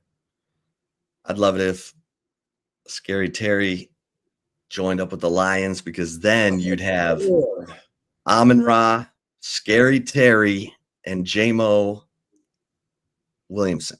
That's the greediest thing I've ever heard, man. Yeah, never going to happen. But if you can weaken a NFC opponent and strengthen yourselves, that would be that'd be nice. All right, let's get a couple mentions in here as we head toward the commentary. Hey, cover three Anderson, cover 3 Round Rock, cover 2 at 183 in Lake Creek. The weekend is here. How about some brunch plans at cover 3? Brunch on Saturday, brunch on Sunday. My man Tiger Brown, who is working on his real estate license here in Texas, is also serving over there at cover 3 Anderson. I think he's going to be bartending on Sunday. So head on in there, make some brunch plans, hang out. Great vibe, great food, great service. And of course, the place to watch your favorite teams when they are in action. Hey, and to my guys who are snoring, take advantage of this great opportunity that the Sleep Cycle Center is giving you. The founder of the Sleep Cycle Center, Dr. Chad Denman, has dedicated his life to treating sleep apnea because it killed his own father at the age of 60. You don't want to take chances on this. If you're snoring, it's more than just annoying to the person next to you. It could be the sign of a serious health issue, and you don't want that to cause any kind of problem for you when it's avoidable. Take it from me. I have sleep apnea. I have an oral appliance that holds my lower jaw open. You know, it's like a mouth guard, holds my lower jaw open while I'm sleeping. So I get that oxygen that I need, get that deep sleep. If you find yourself waking up repeatedly throughout the night, you've got a serious snoring issue. Get into Dr. Chad, and all you got to do is go to sleepcyclecenters.com, tell them Texas Sports Unfiltered sent you, and you're going to get $100 off your sleep study. That's practically giving it away, because Dr. Chad does not want any of you to struggle or suffer. So take advantage of this incredible opportunity while it lasts.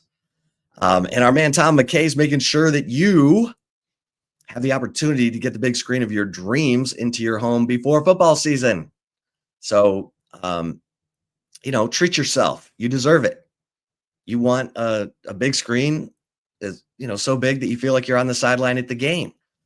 And Tom can make that happen for you. He's been making it happen for folks in Austin for 30 plus years. He's put big screens into 3 different houses for me, and he can do it for you. And the best thing, all you got to do is call 255-8678 and let Tom and his crew bring everything to you. That's it. 255-8678, of course, area code 512, or go to avconsultations.com. And we love all of our incredible sponsors. So again, please take note of these fine folks around our faces, because they make it possible for us to broadcast to you each and every weekday heading into this awesome football season. Look at this. Jose's already got you and McClain working together when I'm going to be passed out if the Lions ever get to or win a Super Bowl. Sounds like a law firm. Yeah. McClain. Law firm of Zay and McClain. All right, Zay. Yeah, I'm going to weigh in on the Cowboys today in the chip shot, because I feel like we're talking about the definition of insanity. And, it's almost like Jerry, who spent maybe the first 25 years after his last Super Bowl trying to prove to everybody what a great GM he is. Now it feels like he's tired. And there's not the urgency. There's just not the crisp decision making. And we know that there were oodles of questionable decisions. Mine will always be that Jerry doesn't draft enough quarterbacks. You always need to have developmental quarterbacks. You should be taking a quarterback in the draft somewhere every couple of years and developing them. And if you pick one and you don't see it, then turn around and pick another one, because that keeps you from overpaying for Dak Prescott, for Tony Romo, when they've given you signals that they're not it. They're good quarterbacks, very good quarterbacks. But if you're trying to win a championship, have we seen that kind of metal in there? Now, it's Dak can't do it alone. And a once great offensive line. That's what scares me, Zay, is that Dak had a great offensive line and they couldn't get it done. Yeah. Like, they've had better talent. They're in rebuild mode now.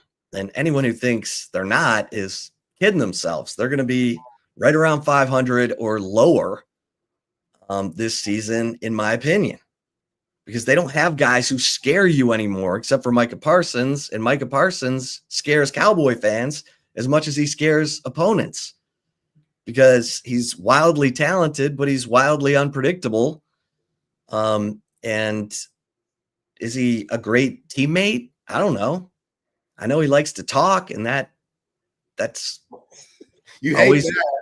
Well, no, it's dicey for the locker room. It's dicey for the owners, and it can cause you to wear out your welcome, whatever.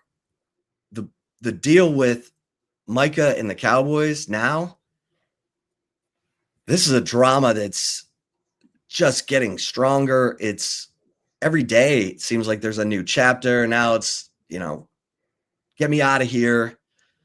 And it's a huge distraction to training camp. And Jerry Jones has never been good about putting a cap on controversy, because he is P.T. Barnum. I don't care what you're saying about us, as long as you're saying something about us.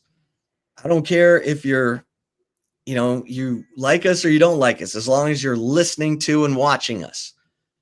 And for as old as Jerry is now, 80, and Jimmy Johnson looks a lot younger at 80 than Jera. But Jera, he's got 52. He owns 52 companies. I mean, the guy can't stop making money. He is, when it comes to, that's what's so crazy.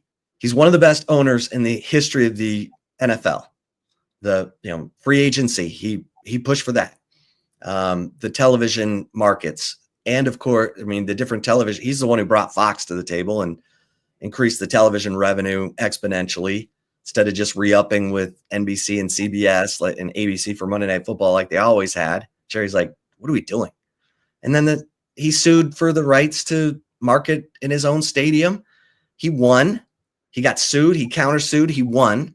And then 19 new stadiums went up right after that because the owners saw they were going to be able to make a pile of money outside of just having, the official NFL sponsors in their stadiums. Yeah. So, Jerry should just it's too late now. Obviously, this was an argument I've been making for 25 years. He should have just trusted that everyone was going to recognize all of his great doings as an owner and give up that GM tag. But, it's look, I like Jerry Jones. Like, I like him. He's a likable guy. I like Stephen Jones. I think Charlotte Jones is a really talented front office person.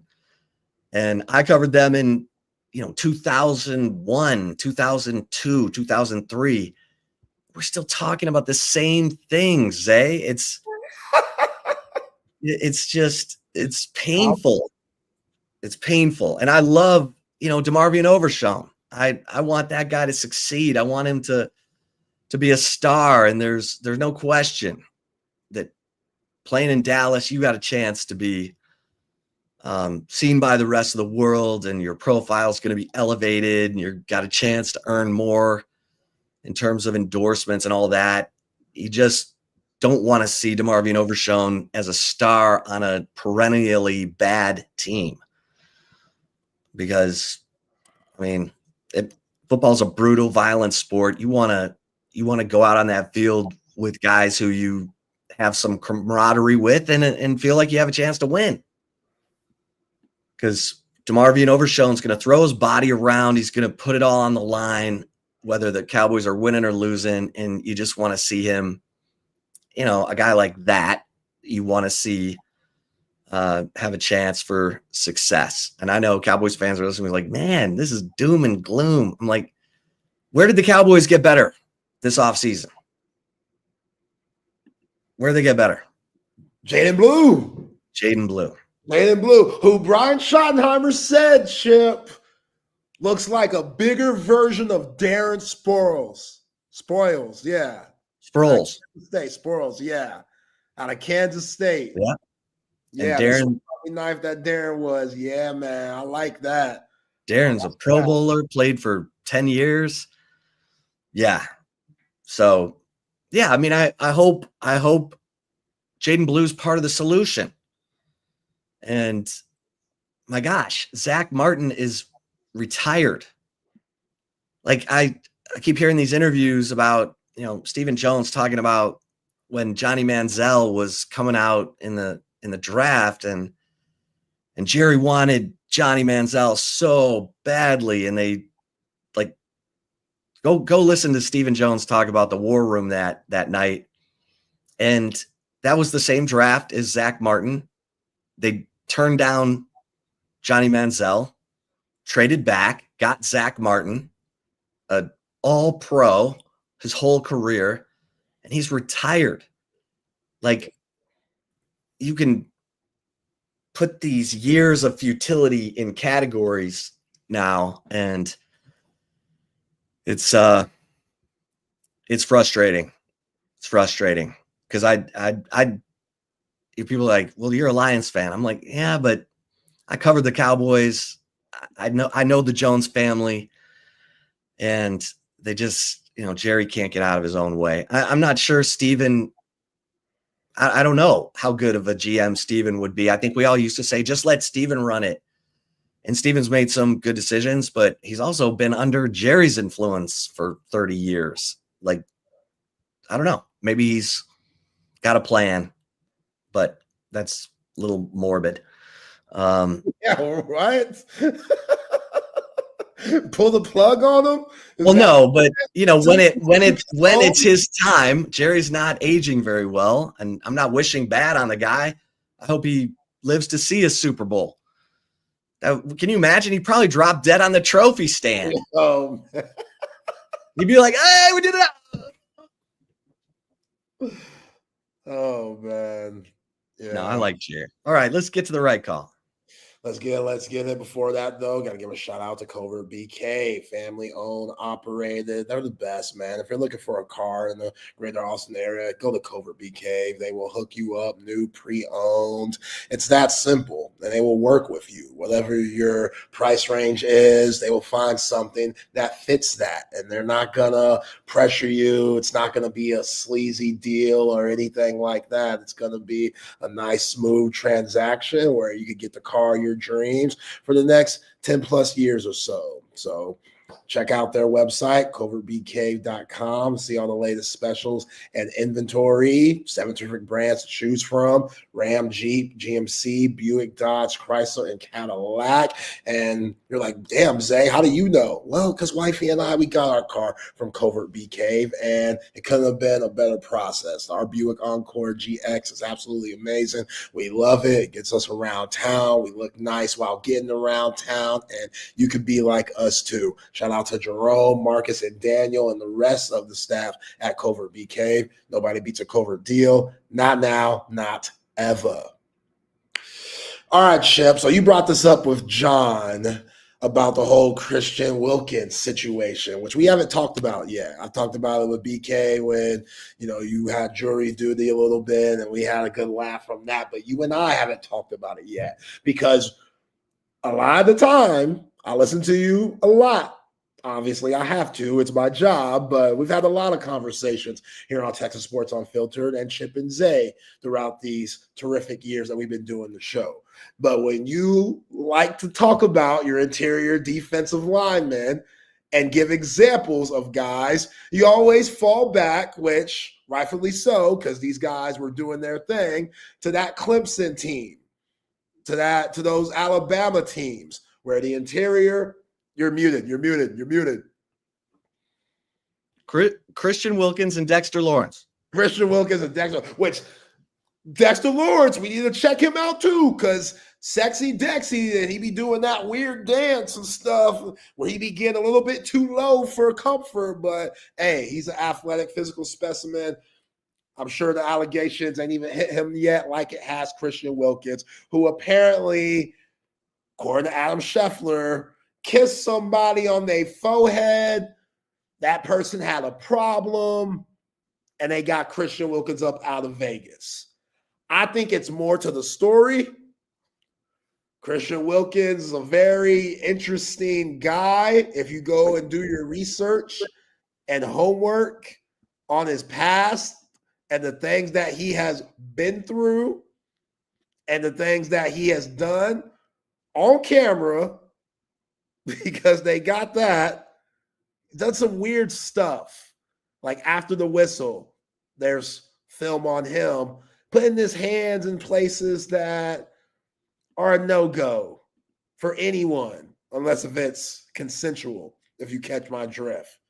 And then there's another video, which I got to pull this up, of Christian Wilkins after winning the national championship, where you're like, oh, this is wholesome. He's just having fun. But now with all the stuff coming out, you look at this video differently. Check it out.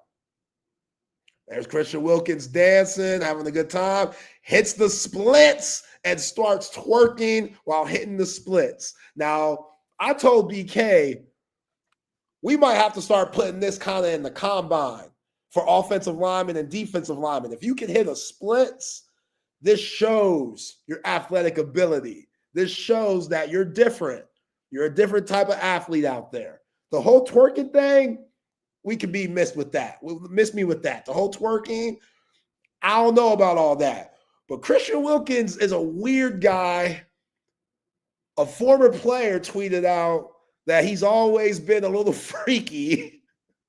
So this whole Vegas thing, he's a really good player, but if he has some demons in there that he has yet to work out, like they had one of their guys for Vegas One of their players who was at the podium talking to the press, they asked him about it. I don't remember who it was exactly, but he was like, yeah, all I got to say is if you need help, get help. Whether you're in football, whatever your profession is, therapy is good. So the way that he was talking, it made it seem like Christian Wilkins, he has some demons going on, has a lot that he needs to fix and clean up. That's more than just a kiss on the forehead to get him kicked out. So I don't know if anybody's going to take a chance on him, but it's one of the weirder stories you're ever going to hear in sports. And yeah, well, the player's unemployed now because of it. Part of this is that he's got this foot injury and a Jones fracture that he suffered last October that required surgery. And then he apparently had a setback, and the team is at odds over, the team is like, you need another surgery. And Wilkins is like, no, I don't. And so they're totally at odds, and the Raiders are like, we're terminating this deal. And that's that whole, not quite the same, but it's the Kawhi Leonard, I'm not right. And the Spurs are like, yes, you are. You can play. This is the exact opposite. Christian Wilkins is like, I had the surgery. I'm recovered. Setback doesn't require another surgery. And the Raiders are like, yes, it does. And you're going to miss this whole season. So we're done. And it's, yeah, And he's you're a guy. And you're a freaky guy. Right. It doesn't help. Doesn't help. Don't cost yourself money. Don't cost yourself money. When you're in that building or while you're playing pro football, which the average career is 3.5 seasons, don't cost yourself money. I know you're drunk on all that money, but don't cost yourself more money. Xavier Worthy, don't do it. Like, just realize I got to grind. I can have fun. I can have great vacations. I got women all over me, but don't do stupid stuff that's going to cause ill will to the people who are paying you tens of millions of dollars. What you say X's number or name for? Well, he's had some off-season stuff this off-season. We took care of that though. Okay. All right. Williamson County Police be tripping. We all know that. Yeah. Gotta watch out. That's how I was all. Where's Isaiah Bond? Yeah, that's so sad, man. It is. I don't even know where to go from that. Like, has no one picked him up? I don't think so. Like, you got any? What you said about Isaiah Bond this time of the year last season. Think about the noise and the rumblings about him. This time last season, we were saying, "Oh, this guy's due for an Xavier Worthy like year, where he could be a potential first-round pick, Biletnikoff Award winner. This guy could be next up." Fast forward to now, and he can't even get a gig. He can't even get an audition. They were talking about him in the UFL. That's dark. So that's dark, man. Like, yeah. You gotta be smart. I was going to ask you about the Cowboys Netflix documentary that comes out on the 19th. Like, do you have any interest in that?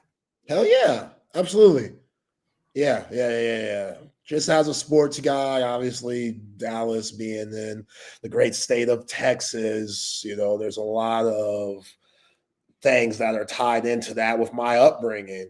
Like, I remember one of the first names that I was able to say was Emmitt Smith. I used to say Emmitt Smith. My mom would always give me crap about it, but love me some Emmitt, man. Just love those days. And as I got older, I thought that was just the norm for the Cowboys because you get caught up in America's team and just all the eyes that the star had on them. And from that moment to now, couldn't be more different. So I'm fascinated to see, and plus just all those great personalities.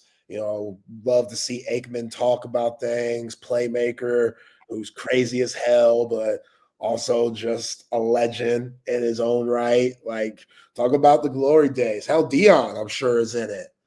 Dion, he ain't opposed to talking to nobody. So I'm very intrigued to see that. Which we haven't talked about Dion. Yeah. That's sad, man. It's crazy. It's so sad. And I give him so much credit. I mean, he came out, said he had bladder cancer. I don't know. I mean, he's carrying around those bags of whatever's coming out of his body. He's fishing. He had that Instagram post of him fishing, and then he gets done and he picks up the bags that have tubes going into his body, and he's carrying them around.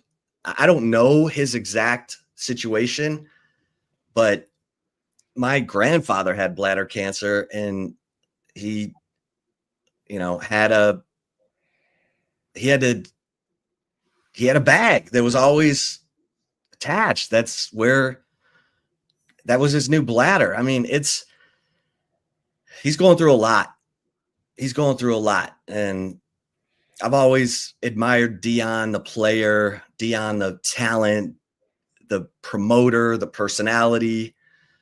And I've said I will never doubt Dion Sanders in whatever he does, because if he believes he can do it, then he's probably going to do it. And it just made me sad because we think of him as this, maybe the best corner of all time.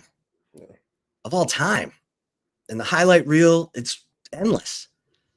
And now to see him, and he's had the issues with the circulation in his foot. He's had a toe amputated. He almost had his foot amputated. I mean, this is a guy who's had some tough issues in his life, and these health issues now are stacking up. And he's got such swag, and I just admire him for putting out that on his Instagram. He's fishing, and then he picks up his bags that are connected to his midsection and walks off. And that's telling it how it is. It's, not him from the chest up talking all brave. He's using his platform to let people know, hey, you got to get checked. You got to go in for that physical every year, especially as you get older. You got to get your prostate checked. You got to get your heart checked. And we're lucky in Austin to have the Austin Heart Hospital, where for $99, they will do a heart scan and tell you if you've got calcium or plaque, they call it, built up where it could be clogging an artery. You can know this stuff before it happens. And I think Dion's being really brave to, say, go get checked, guys. Yeah. Also, man, what do you think? No, you're right. Like, I think just the dude, the fact that he's been this vulnerable with just how he carries himself, like he always has that aura about him that even throughout this, you still see it. Like, this cowboy hat on when he was out that presser, with those doctors and stuff. And he's just, it's like, man, if this guy is hurting, it could be anyone. That's how it makes you feel. And the dude's just, you can't say you don't love football. For him to go back and say, I'm going to still coach. Like, you could easily say, I'm done. It's not worth it. Now my kids are older. Now they're starting their professional careers. Let me just follow them and be that dad to root for them and take care of myself. Like, no, he's still like, yo, I still have a job to do. I still owe these kids in Colorado everything, and I'm still going to be there for them for as long as I can be. And I marvel at that. I really do. And I really marvel that this dude, Dion, his woman now, which he ain't saying, but he's dating Chris Brown's ex-girlfriend, Carucci, who's fine as hell. Like Prime is? Yes, she was tearing up. There's a video where she's in the doctor's office with him, and she's tearing up like she's been in love with this man for 20-something years.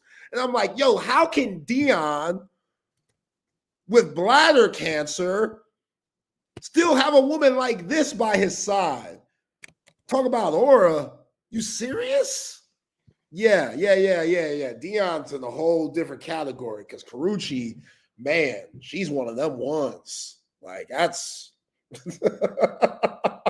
this dude has bladder cancer and he still has game to pull one of the top honeys in the world.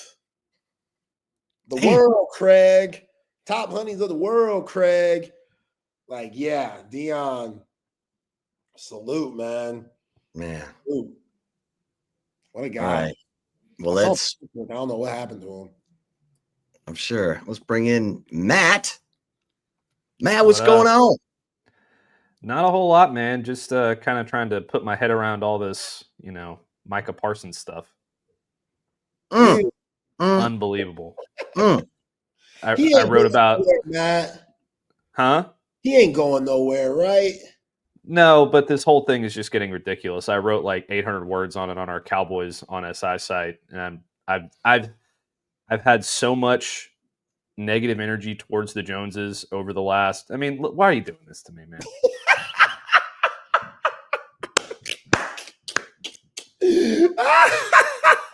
For the folks on the app that aren't watching this right now, I have to show Matt and Ship photo of Luka and Micah Parsons little jersey swap from a few months ago. Actually, it wasn't that long ago, but very now they can both be gone.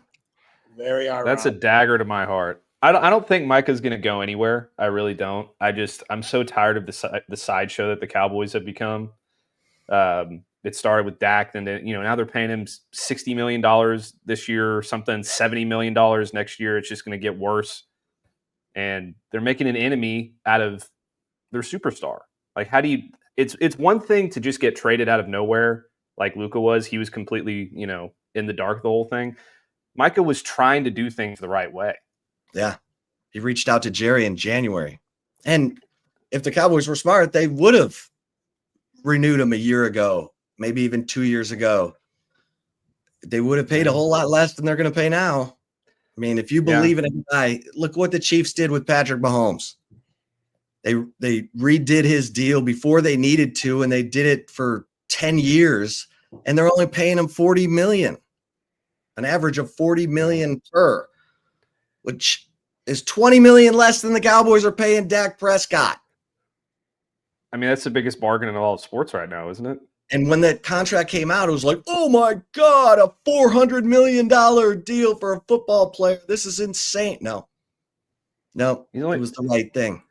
He's only making like, $5 million more a year than Jamar Chase. And he's the best quarterback in the NFL. It's crazy. Oh man. If they don't redo that deal, by the end of it, he's going to be the lowest paid quarterback in the league. But yeah, the Chiefs have made his life is secure.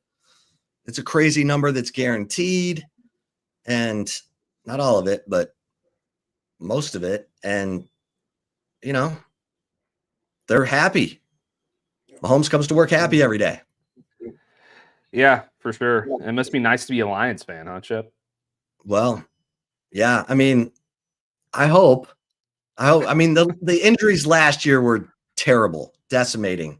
13 players on defense went down with season-ending injuries. So, that the odds of that happening again, of course, with the Bobby Lane curse, you never know. But it's, I mean, there's there's hope and optimism, and I'm hoping and I'm optimistic. So, Yeah. Well, I don't think 10 years ago you could have said, I'd rather be a Lions fan right now than a Cowboys fan. oh, That's for sure. That's the case right now. Yep. You're right on the doorstep. NFC Championship. Aiden Hutchinson's on the verge of being a superstar. Jahmyr Gibbs is a superstar. And the Cowboys' only superstars demanding a trade. Yeah. It's really sad. That's rough. Yeah. What happened to my man PD? Patrick is having a little bit of an issue with his setup. He said to give him 3 minutes. So if you wouldn't mind sticking around for, till 4:08, I would appreciate it. I got you. What's the latest you heard today out of Longhorns camp, Chip? Where I'm just catching up here. You know what? I'm just about to make my calls, so I will hopefully have some more intel here in the next hour or so. But man, it's sure there's just so much positivity around these guys. It's almost like, how do they handle it? And yet we hear from Ethan Burke that Brandon Baker's in the weight room by himself after every practice, and Grayson Littleton is living at the football facility. So they're hungry. They don't seem to be complacent. Plus, you got so many new faces, it'd probably be hard to be complacent because for once, well, not for once, but Texas always seems to be, overhyped.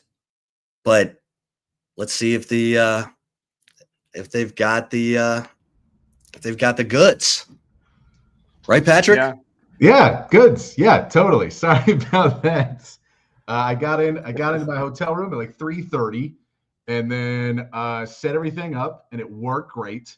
And then 5 minutes before the show, I hopped into the room, and as soon as y'all started talking on my thing, it shut everything off and broke everything I had hooked up. So we are running a little bit differently. I hope I don't sound too bad. I'm going through the webcam microphone.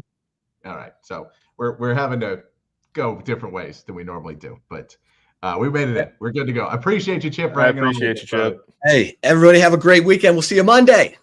See you Monday, brother. Welcome into Open Gym. Little late on that, but we got you in now. Holds.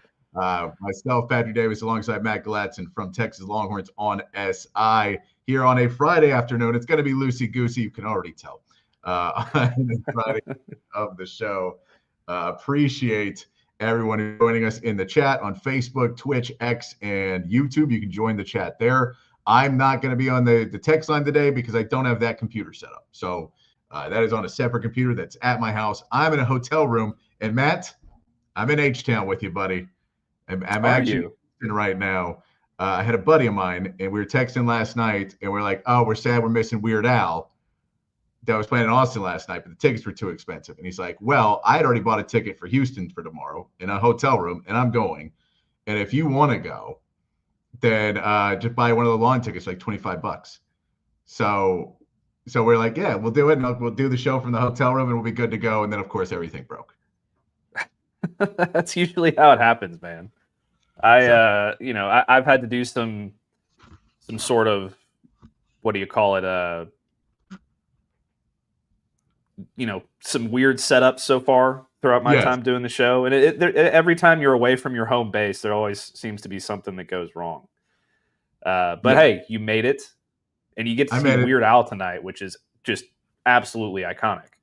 It is. I've seen him a couple times. I've been lucky enough to see him a few times. So we were there, and I talked to a buddy of mine who was at the show last night in Austin, and he was like, it's epic. So I'm very excited to see it tonight. It's going to be a lot of fun. And that gives me to the chat for today, for a Friday little fun day. You don't have to say, but what is your guilty pleasure or the band that maybe you got made fun of earlier in life and now you don't give a damn and you just go for? Because like Weird Al is one of those bands that like I got made fun of. And then I was like in my early 20s, I think, when I was like, I don't care. Like Weird Al's the best. He's the best. So why do you guys not like him? And then I realized everyone I would question on it would be like, oh, I do like him. So really, no one really disliked him. Some people maybe weren't as far into it as I was, but they're all into it. Yeah, I mean, I've got some guilty pleasures myself. I'm ashamed to admit this, but I really get down on some Enrique Iglesias when he comes on the radio. I would buy front row tickets to that show because it would be epic. All that like, 90s style stuff is Creed is another one that's become very popular. Huh? Bailamos? Oh yeah, Bailamos, Escape, Hero, the ping pong song. Were you sad when he got hit by a drone? I did not hear about that, actually. There was a drone that was like around him on a show, and then he was like annoyed with it. And it was like, I guess it was part of the venue or part of his crew or whatever. He didn't like it, and he swatted at it. But when you swat at a drone, you can hit flying blades that are keeping it in the air. And so he cut the hell out of his hand. And so there's this picture of him like with his hand bandaged and his white shirt, his sexy white shirt is all bloodied up and stuff. And that was... I did not hear about that. I'm going to have to check this out. Hair of the Dog, Weird Al's not using a walker. He's like 65, I think, now, but he's still going out. And from what I can tell, no spoilers, but I believe he still wears the fat suit on stage for fat. So we will see that tonight. Yeah, if you guys have any guilty pleasures bands, throw those in. I'm curious to see who you would consider. There was another one when I first started touring with the band. I put in Huey Lewis greatest hits into the CD player, and I got some like Huey Lewis, and I'm like, dude, Huey Lewis just writes hits, man. They're all hits, and there's like 15 to 20 hits, and they're like, all right, you're right about Huey. Hip to Be Square, isn't that Huey Lewis? That is a Huey Lewis song. I first became a Huey Lewis, or I first became aware of Huey Lewis when I saw American Psycho, and he's dressed in the serial killer outfit, and he's explaining the song, and then he axe murders the guy. Yeah. So if you want, what's it? Funny or Die did a parody of that, of Weird Al in the chair, and Huey Lewis is the guy. It's like walking around killing Weird Al. So I'm gonna have to find that. It's really good stuff. Yeah, Huey Lewis is also Back to the Future because he did Power of Love for Back to the Future, which is a huge hit.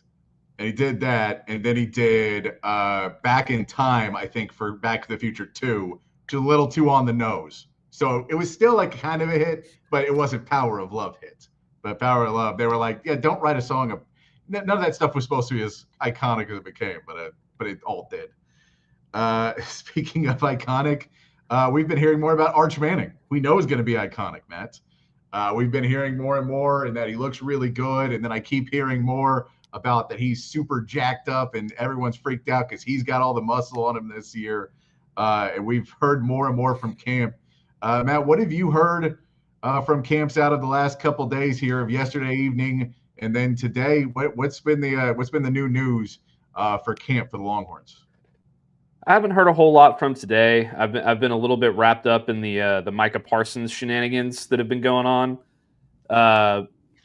But from everything that I keep hearing, Parker Livingstone continues to look like the real deal as a wide receiver, as the third wide receiver on this team. Grayson Littleton continues to impress there as a freshman in the nickel position.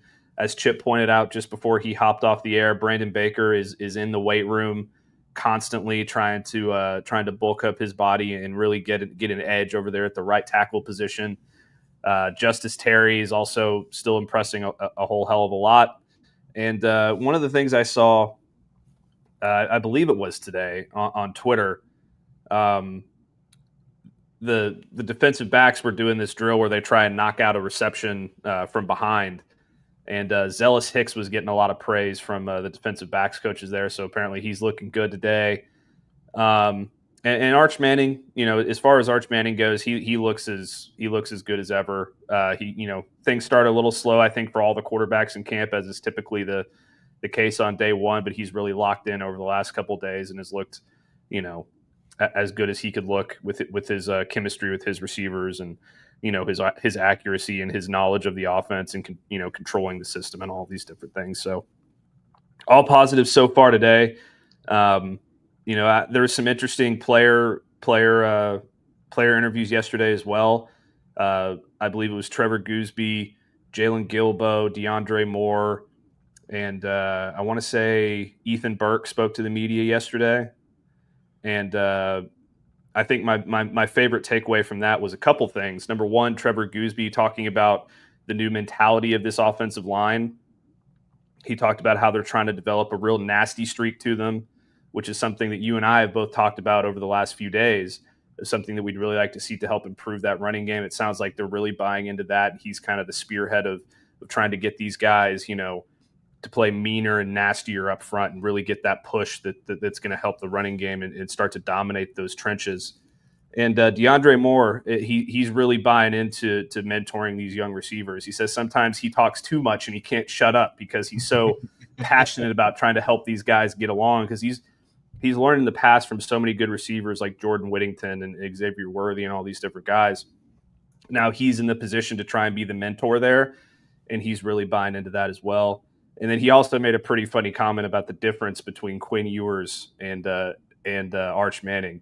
He said one of them's got baby wheels and one of them's got super wheels. It's pretty easy. I saw that one, yeah, because someone goes, which one? He goes, you know which one. Yeah.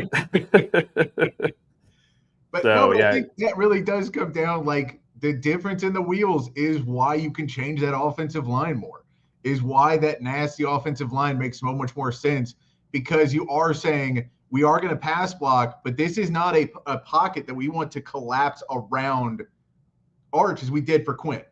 For Quinn, we did not want him to move that much. We didn't want him to roll out. We didn't want him to get in trouble. So the pocket's supposed to collapse and be a pocket in the middle of everybody trying to get to him. And I think with Arch, you probably not like to put him in that confined of a space. You like him to be a little bit more. So you go, okay, be a little bit nastier. And if he's got to run, you need to be a run blocker now. So you have to kind of train that mind a little bit differently for that offensive line. And for them being nastier, it works in a lot of different ways. And of course, is how many times can we say it? Red zone offense will come back over and over again.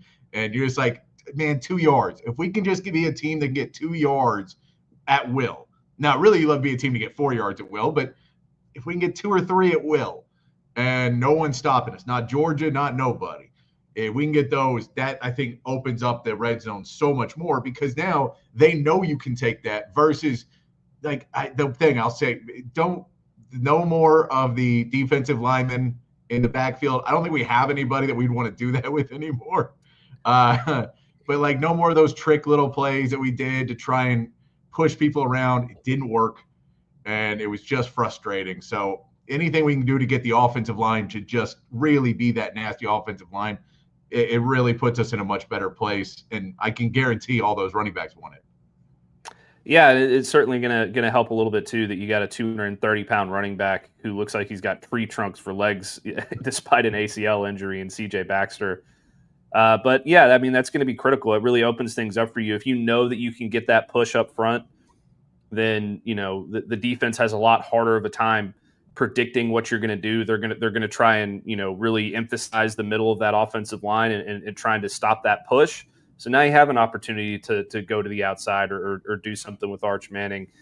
I'm interested to see how much they utilize Arch Manning in the red zone. I know that was a thing that they kind of tried to do last year, and it worked to mixed results at times. It worked great against Texas A&M on that touchdown that he had. But then you go forward to the college football playoff against Ohio State, didn't work out too well. So maybe that kind of becomes, the more experience that he is in the offense, you can use him in different ways there. You can throw C.J. Baxter in there, Baby Rhino, all these different pieces. So, but it's all going to start up front for sure. Yeah, no, we know that you don't win without controlling the lines of scrimmage, especially not in the SEC. And I think that's been one of the criticisms of Sark a little bit, is that people think sometimes he tries to be too fancy instead of just really getting his players to be meaner and nastier on the line of scrimmage. So hopefully they're taking that into account this season. Yeah, but I also the big wheels, the baby wheels thing was very funny to see about those two. And I felt like it came across meaner than I think he wanted to put it for Quinn Ewers. I don't think it was really a shot at Quinn. He was just like, that guy can't run quite the same way as Arch did. And Arch can do whatever the hell he wants out there on the field. And so I don't think he meant it as much a shot. It felt like a little bit of one, but I think he's trying to say we're going to be even better. And also DeAndre Moore has always been an Arch guy. Like we heard all this stuff about it, and then he just worked himself into the starting lineup and was playing a lot of minutes kind of before his time a little bit last season. But he'll go. And then the Parker Livingstone stuff we keep seeing, we keep seeing it. And we keep seeing it. And it feels like another one of those guys that you say you can't judge everything on their star ratings. Yeah, absolutely. He's a guy that's been, from what I hear, the most consistent wide receiver in the room. He looks like one of the most talented wide receivers in the room. And, for a guy who was a, fringe 4-star, 3-star guy, to be able to come in there with the 5-star like Ryan Wingo and Khalil Lockett and Jamie French and all this talent you have in the room, and just, have that connection with your quarterback, but also the speed to get downfield and just the catch radius that this guy had. There's just ranting and raving about Parker Livingstone so far, and I'm excited to see him in action in a real scenario. It just seems like the more and more you hear about him, the more you're going to see, he's going to be in exactly the right position that Arch Manning needs him to be in 3rd and 7 or 3rd and 10 to move those chains in those critical positions. And you thought that guy was going to be DeAndre Moore, and it still might. Like, I'm not saying DeAndre Moore can't be that guy, but it seems like Parker Livingstone is really, moving himself forward in this depth chart in a positive way. And that's not to take anything away from Emmett Mosley either. I think he's going to be a huge part of the offense. Now you just have at least 4 guys that it looks like you can be really comfortable with in that wide receiver room, which is huge. Yeah, because Emmett Mosley is just brand new, so he doesn't – it's going to take him a little bit longer to get there. So Emmett Mosley, I think you look at hoping to be more in the Matthew Golden world. Midway through the season, he really starts to come on. He's only a sophomore, so he'll be here for another year as long as he wants to stay. He's not going to the NFL right away. So it gives him another chance to learn the playbook a little bit more, learn what Texas does, get into that circle of trust. But yeah, I mean, we've heard this stuff that Jack Henry's looks good, Emmett Mosley looks good, but they're just not necessarily, there's not the connection yet because there hasn't been the amount of time yet to really build that. And Parker Livingstone and Arch have been working together now for 2 years. So they feel a little bit more connected into it. And so that just goes into DeAndre Moore with him, Ryan Wingo. Like, they've all built this for 2 seasons now, and, going into year 2 with this, and year 3 with DeAndre Moore for Arch. So I think that those guys are a little bit more in that realm of like, okay, we know exactly what to do. Emmett Mosley will get there. It just takes a little bit more time. But I'm not too worried about that. I'm not too worried about the 4 freshman wide receiver behind him as well that are also all going to be, used in trying to get in there. I think that there's just a little bit of time to pick it up. We also see Sark talks a lot about the bodies and stuff and getting ready. And a lot of times guys coming out of high school just don't quite fully get, the eating and the, for a lot of these guys, the first time they've ever been out of their parents' house. So eating changes a lot. And, you can say, well, I know that I can go to get the right stuff from the nutritionist and have all this stuff, but maybe I'm going to go have a pint of ice cream later, or maybe I'm going to go over here and have some soda or whatever, just dumb little stuff that doesn't put you in the same position as a guy who goes, I know I have a year left to try and make an impression on scouts in the NFL. I think there's that little bit of difference that you just maybe don't see their bodies in the full form until they get in that sophomore, junior season. Yeah, and I like what you said about Emmett Mosley and Matthew Golden, that comparison. I will say that Sark mentioned the other day that he's a little bit farther along than Matthew Golden was in this stage, just because Matthew Golden came from like an air raid system. Yeah. And everything was completely different. The way they called plays, the verbiage, the schemes, the routes, all these different things. Emmett Mosley's coming from a place where in high school it was very similar kind of concepts to what Texas is doing now. Stanford was a little bit more pro style of an offense as opposed to what they were doing down in Houston with Matthew Golden. So he's catching on a little bit quicker. He's still not quite there yet, but he's catching on quicker, I think, than Matthew Golden was at this stage of arriving to the team. And that's huge. That makes you hope that instead of, when Matthew Golden showing up in the Arkansas and the Vanderbilt games, and that's really when he's starting to take off, maybe Emmett Mosley, it starts happening in, UTEP, Sam Houston, San Jose State, Florida, OU. And that would be that would be really huge for this team to have the legitimate, fourth weapon who knows everything that he's supposed to be doing by the time you get to your SEC play. Yeah, no, 100%. The more the merrier in that wide receiver room, because we know Ryan Wingo, we keep talking about it. We want him to take that step forward this season.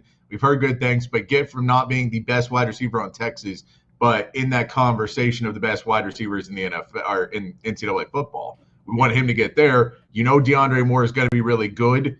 He's going to be reliable throughout. You'd love to see him step up and fall into the role of like Isaiah Bond kind of went into, or maybe Adonai Mitchell, of like that guy who comes in that just steps up and you're like, oh, that guy's like a late first round pick now.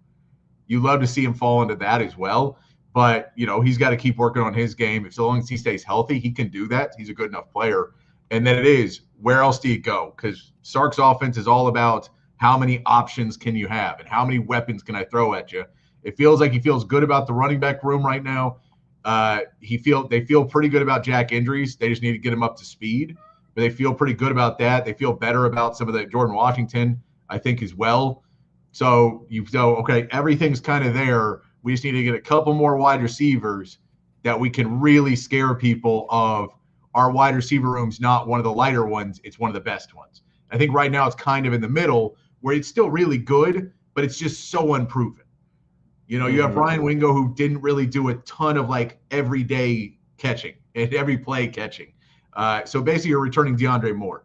That's your real guy in the pass game that really was effective for you last season.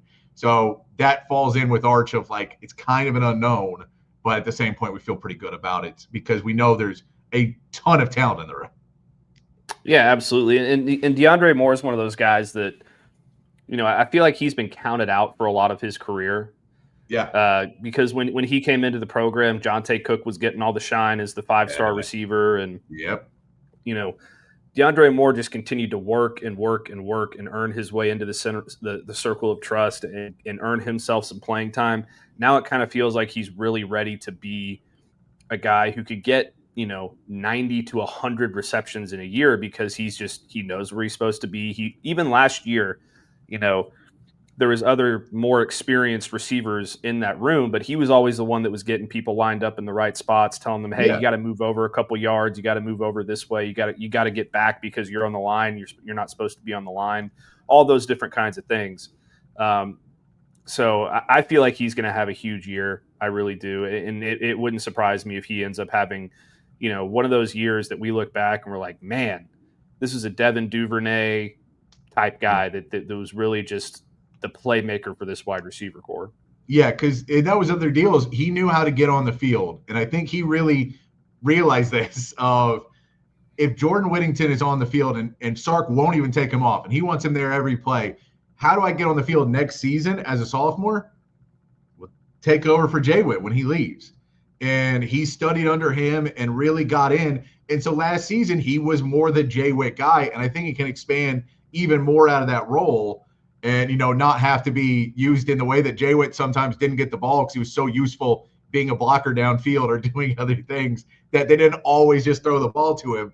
I think DeAndre Moore will now, because there's not necessarily anybody in front of him other than Ryan Wingo, he will start to excel in that next role. But it is funny. You mentioned the Jonte Cook. You're like, how the embarrassment at riches of wide receiver at Texas means that if you are a 4-star wide receiver, what are you carrying water for the rest of the guys?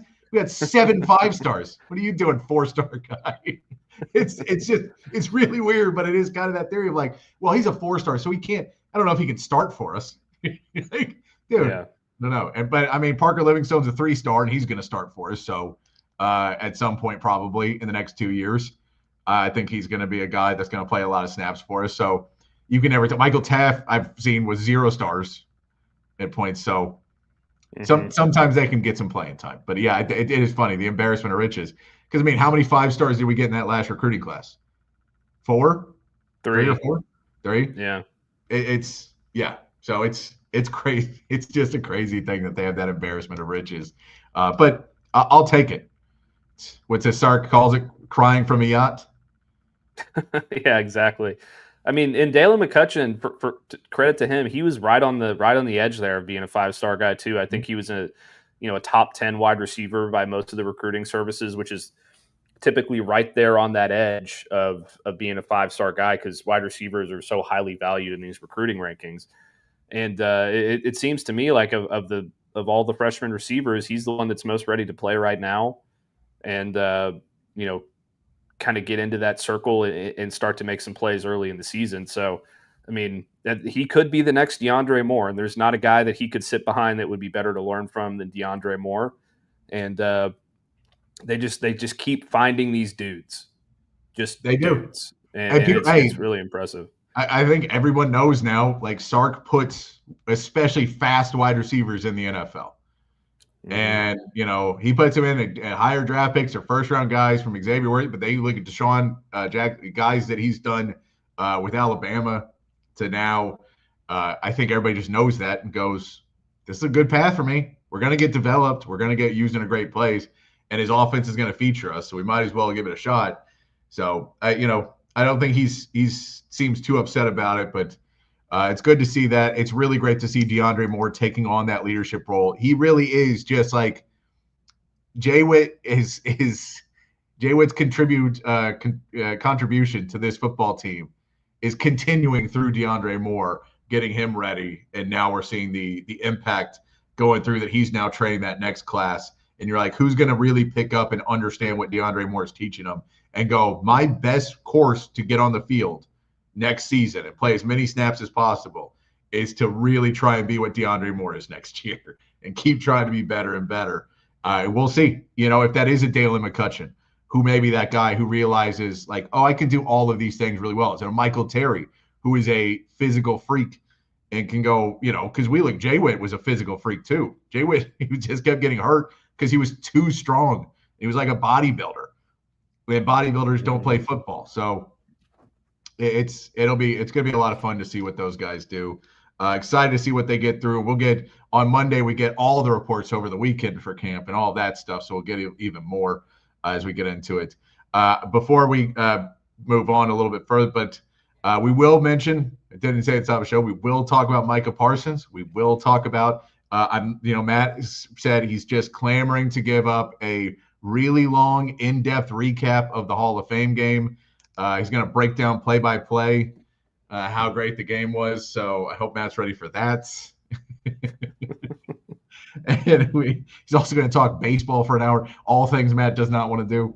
But I wanted to play a little game today, Matt, staying in college football. Yeah, Joe K say before Jay Wood was Lil Jordan. And I think there's a little bit of a difference because Lil Jordan was awesome, but that was Tom Herman more.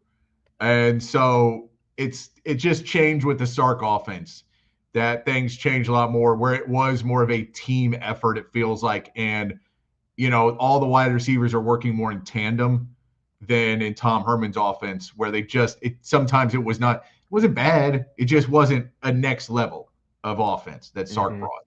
So, but Lil Jordan Humphrey was awesome. Do not get me wrong. That Lil Jordan Humphrey was awesome. And hopefully I think he's still doing stuff in the NFL. I think I saw that he was working out with the Giants, catching some passes from Jackson Dart, I believe is the last I saw of reports of him during this camp. So he's still out there, still trying to make it. He's one of those guys in the Tom Herman era, because they didn't develop players. Every NFL team loved Texas players because you could get them for nothing. Like, they'd be undrafted free agents. And you're like, these are 5-star talented guys.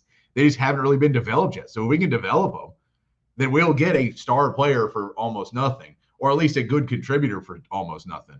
So a lot of those guys end up in the NFL. Lil Jordan Humphrey's one of those where he's just not quite physically freak enough to go do everything, but he is doing well enough that he's, working with Jackson Dart there, working with the Ole Miss boy there in New York.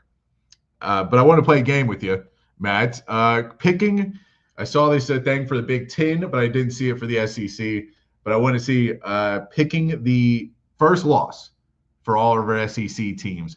How long do we think these SEC teams will last undefeated? Because we've kind of broken down a little bit and where they could win or lose. But I kind of want to go and see. Let's see what game do we think they start going? I'm going to go alphabetically, nice and easy, because that's how the standings are on this. But let's start off with Alabama and look at Alabama's schedule. They do play Florida State, scary Florida State. That team was so dominant last season. Florida State is a weird team because we don't know. We just don't know if they're a 6-win team this year, if they're still below 500, or if all of a sudden they figure it back out and last year was a complete anomaly. I'm leaning more towards 500 for Florida State. I don't think they have a shot against Alabama, really. But that's your game one. You go to Louisiana Monroe, Wisconsin, and then week 4 is at Georgia. Is that where you're going to put their first loss, or do you think they can get through and actually win that game? Because that one's not a given. Yeah, I think I'm going to pick Georgia for that one. Given the fact that it's in Athens, I think that if it was in Tuscaloosa, I might feel a little bit more confident for the Tide. But Sanford Stadium is a hell of a place to play. Georgia's going to be healthy at that point in the season. I think that they're going to be out for a little bit of revenge after what happened last year.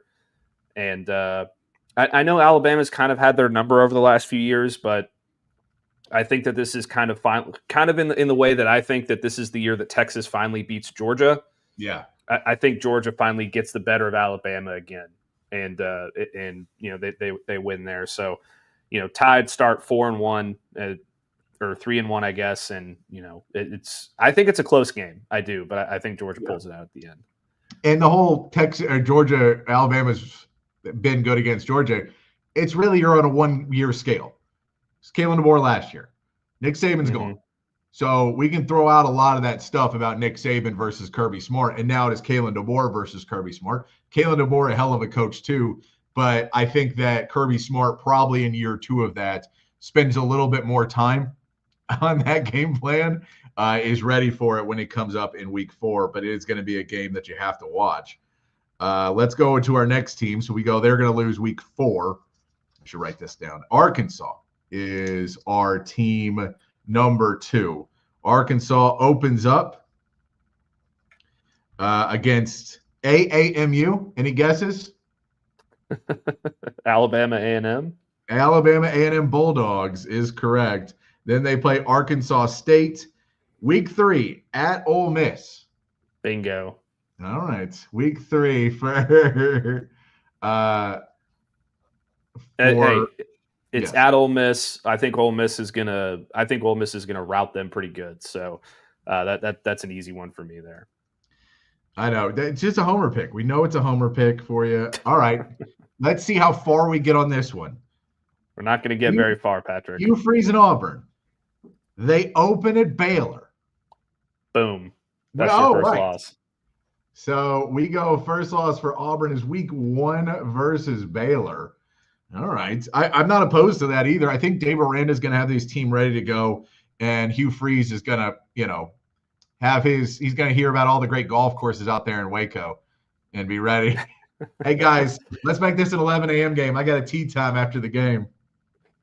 The more and more that I watch Hugh Freeze this offseason, and this is irregardless of my loathing of the man from everything that he put me through at Ole Miss and just the way he's carried himself over the last few years, just this offseason in general. Yeah. In a vacuum. I feel like this team is going to be, a lot of people are picking them to be better. I think this team is going to be borderline awful. I think that they're potentially like a 3-9 type team. And this is probably going to be his last year. I just feel like he's kind of losing control there. So, all right, which game for Auburn do you think Jackson Arnold gets pulled? Oh, that's a good one. Oklahoma. So I mentioned At Oklahoma. Oh, that feels right, doesn't it?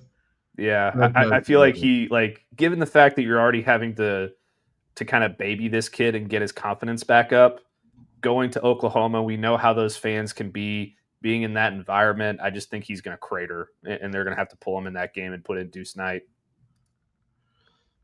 Yeah, I mean, that is going to be tough. That's week 4. I mean, and even if he makes through that, it's A&M at Kyle Field the next week. Mm-hmm. And it's like, it's one of those two. And then after we get to that's Georgia. There's It's no gonna way be- he makes it through those 3 games. Yeah, I just don't think there's any way he makes it those 3 games as the starter. I'd be surprised if it's not by Oklahoma, but then you get it A&M, and then it's just that's too much for me.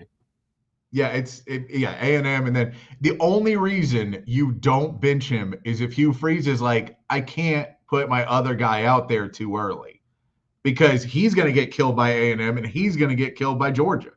So then I'll put Jackson Arnold back in. And I don't want to do so. Like, I don't know what the hell you're going to do. The only reason you ride him is you're just like, screw it. Nope, they're firing me anyway. Pack the bags, honey. The one thing that I will say about that is that Deuce Knight can run. He's got legs that Jackson Arnold does not have. Yeah, that's true. So that makes it a little easier to, you can be a little bit more kind of like A&M was last year with Marcel Reed. That makes sense. A lot of RPO, simple stuff, using his legs a lot. So that's a possibility there. All right, let's hit the Florida Gators here, Matt. Florida Gators going to test SEC. What game do these SEC teams lose first? What's the first loss in the season for each SEC team? If you want to throw anything in the chat, go for it. If you've got any of these picked out. Florida, interesting one. Start out with LIU. Yes, the Long Island University. hard matchup, week 1. Then USF. Decent matchup there. Then we go at LSU. Is at LSU the one to take their first loss? It's a hard one. Go into Death Valley. It feels like LSU's already going to lose a game to Clemson there. We haven't gotten to them yet, but I think that's where we're going to go. So week 3. So yeah, so far no one has gotten past week 3 or week 4. Alabama made it all the way to week 4, but we haven't gone too far in this one. So we have LSU. Then they go Miami. Then they go Texas. Then they go A&M. There's a few losses in there. That's a tough little stretch for Florida. There's a lot of tough games in a row. DJ Lagway's out of the boot, but is he going to be healthy for all 4? Like, that's a hard one to be healthy for, too. If you're kind of a beat-up guy, that's a lot of people coming after you. Yeah, no, I don't think there's any way they make it out of that stretch without a loss. I have a really hard time seeing them beat LSU just in general. I think LSU's defense is going to be better. I think they're going to be running the football better. And they've got better weapons at wide receiver and just an incredible amount of speed at the wide receiver position, too, that I think it's going to be hard for Florida to keep up with. All right. So this is the one that may go past week 4. Well, I know they're going past week 4 unless you got them at week 3. Georgia. Georgia is up next. Georgia starts with Marshall. They go to Appalachian State, I believe is what that is. No, sorry, Austin P. Not Austin, but Austin P. The Governors, Austin P. Tennessee at Tennessee. Decent game for them, but we know no Nico, so it's new kind of quarterback thrown in last minute. We already said, Georgia, they're going to beat Alabama. We've already got that. We can't claim the first loss for both of those. Then they go Kentucky. Then they go at Auburn. At Auburn? No? All right. Then we go Ole Miss. Then we go Florida. It's at Georgia. Then we go Mississippi State at Mississippi State. Then versus Texas. Is that it? This is a hard one for me. I think Ole Miss has a chance. Okay. And they had their number last year. That was with a different quarterback and on both teams though. So I have a hard time with that one. I'm going to say Texas. I think they get all the way to the Texas game undefeated, and then Texas beats them in a close game there. They're going to have a couple close calls along the way. They always do. I think Tennessee's going to be close. I think Alabama's going to be close. I think Auburn's going to be kind of close just because Jordan here is a weird place to play, and that's a rivalry game. Ole Miss is going to be close. So there's a potential that it happens sooner, but I think that the easy bet there is Texas. Chime off in the comments if you've got a place where Georgia loses, if it's before Texas or if it's Texas. I'd love to hear some other people's opinion on where Georgia gets their first loss. If you're bought in that this team is going to be really, really good and that Texas-Georgia game could be really, really big. Well, it's going to be big no matter what, but if they're both undefeated, it's a really big game. All right, let's go back to a team that's going to lose pretty early. It's Kentucky. Kentucky. They go Toledo, and then week 2, Ole Miss. If they don't go there, they play Eastern Michigan, I believe. It's EMU on this, and then at South Carolina and at Georgia. So there's a loss somewhere, and then Texas. Like there's losses all piling up by this point. Where do you put their first one at? Kentucky's not going to be a very good football team. I think Ole Miss is a top 5 or 6 SEC team. I don't think they have a shot in that game. So we're going then when losing week 2, Ole Miss, first loss for both Arkansas and Kentucky. They're just killing the SEC right now. The teams that are not very good, by the way, but they are doing very well on our list here. That takes us to another good team here, LSU. LSU now on the board. LSU, week 1, though, Clemson. If you don't go there, they play Louisiana Tech. They play Florida. Then week 5 is Ole Miss. We could give Ole Miss the first win again. If you really want to just hype up the Ole Miss train, South Carolina, Vanderbilt, Texas A&M, Alabama would be your ones. But are you going week 1 on this one, or you got to say they have a shot versus Clemson? No, I think they get boat raced by Clemson. I don't believe in Brian Kelly in week 1 of the college football season. He loses every year with LSU in week 1. And I think Clemson's the second best football team in the country behind Texas. So I think they get boat raced there. And then they kind of regroup and they have a much better season after that. But I think that they start off 0-1. All right, Mississippi State. Mississippi State starts off with Southern Miss. Boom. Already? They can't even beat at Southern Miss is already a loss? Southern Miss is gonna be better than people think. I think Southern Miss beats Mississippi State. All right. I always thought we'd get to Arizona State in week 2, but Nope. you're going they start off 0-2 then. Yes, they start off 0-2. Yeah, I mean, this is going to be a very rough year for Mississippi State, and Southern Miss has some players on that football team. I'm telling you. So wait, do they beat Alcorn State? Yeah, they do beat Alcorn State. They beat Northern Illinois? Yes. Okay, and then Tennessee's a loss? And then they don't win another game the rest of the year.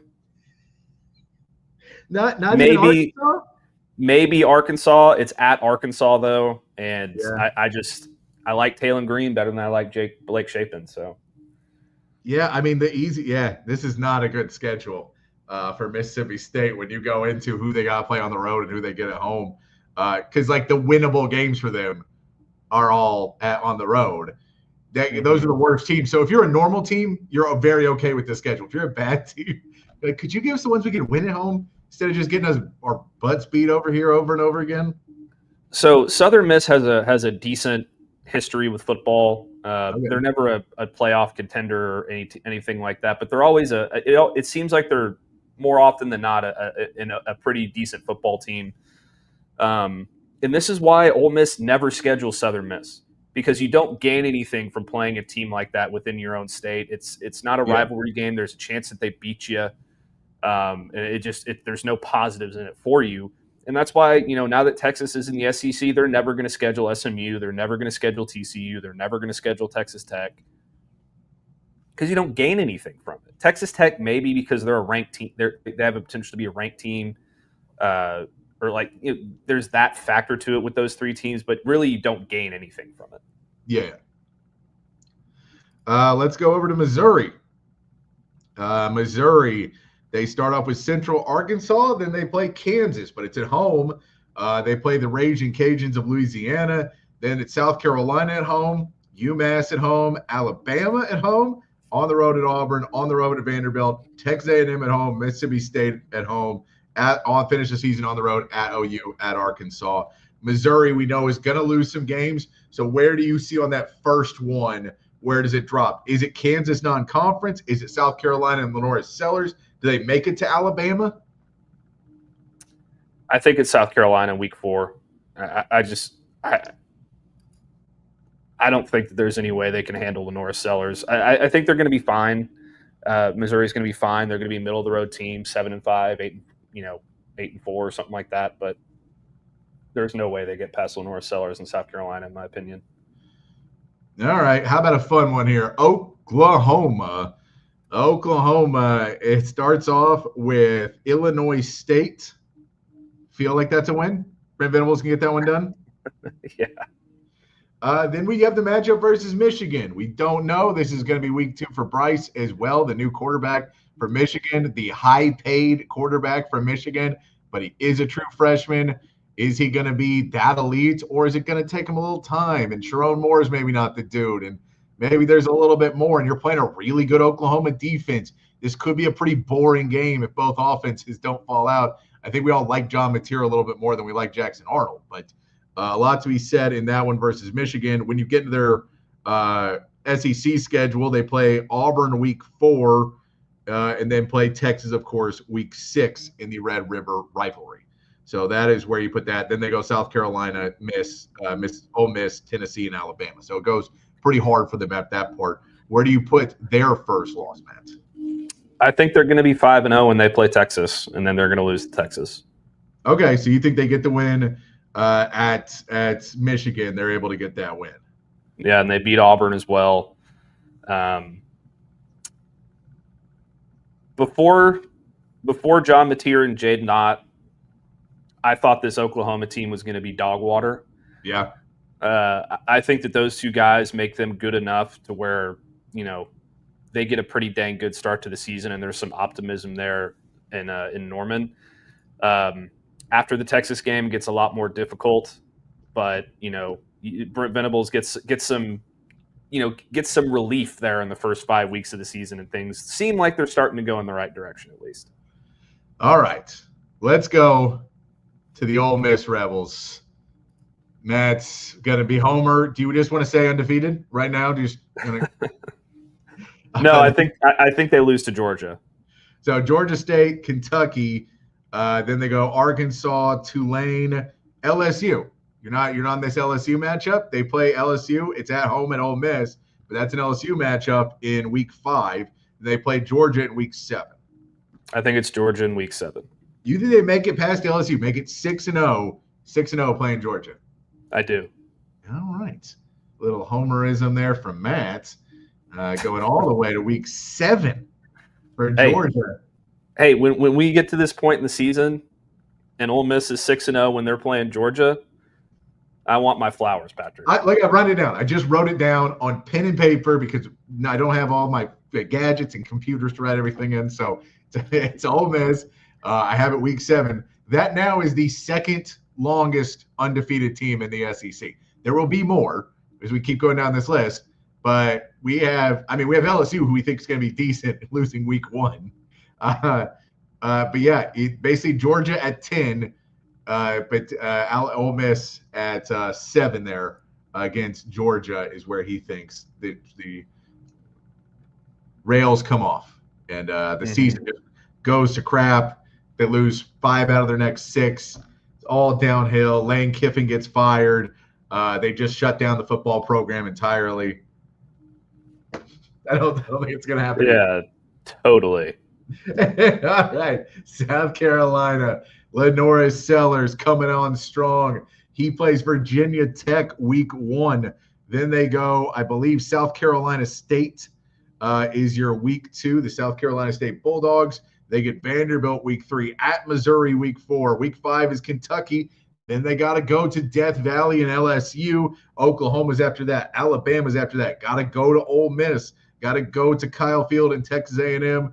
And then you wrap up the season, Coastal Carolina, and then Clemson to wrap up the season. Where does Lenora Sellers hit his first snag? I think it's LSU at LSU. So it's that week 6 matchup for LSU. Yeah, I mean, it's Death Valley. That's just going to be a hard one. I think that Lenore Sellers is going to be able to play really well against them. So I think this will be a shootout, but I could believe in this game that LSU has had enough stuff figured out at this point, right? They start to kind of put it together, and they're going to play a lot of mobile quarterbacks in a row during this stretch. So maybe they start to figure out the mobile quarterback a little bit more and just put up a lot of points on this South Carolina defense, get the ball out of their hands fast, get the ball downfield, and they're able to push the ball, take away some of that pass rush threat because they'll have a good O-line. They should be able to get a little bit more pass rush. If you take that away from South Carolina, they become a much more beatable team because you got to have it on both sides of the ball. So I'm with you on that one. We can go with LSU in week 6 for South Carolina. All right, couple more here. Couple more as we roll down the schedules. Let's head in to pull my list back up, doing this all from my phone, so it's a little bit slower today. We're in South Carolina. Tennessee is next on our list.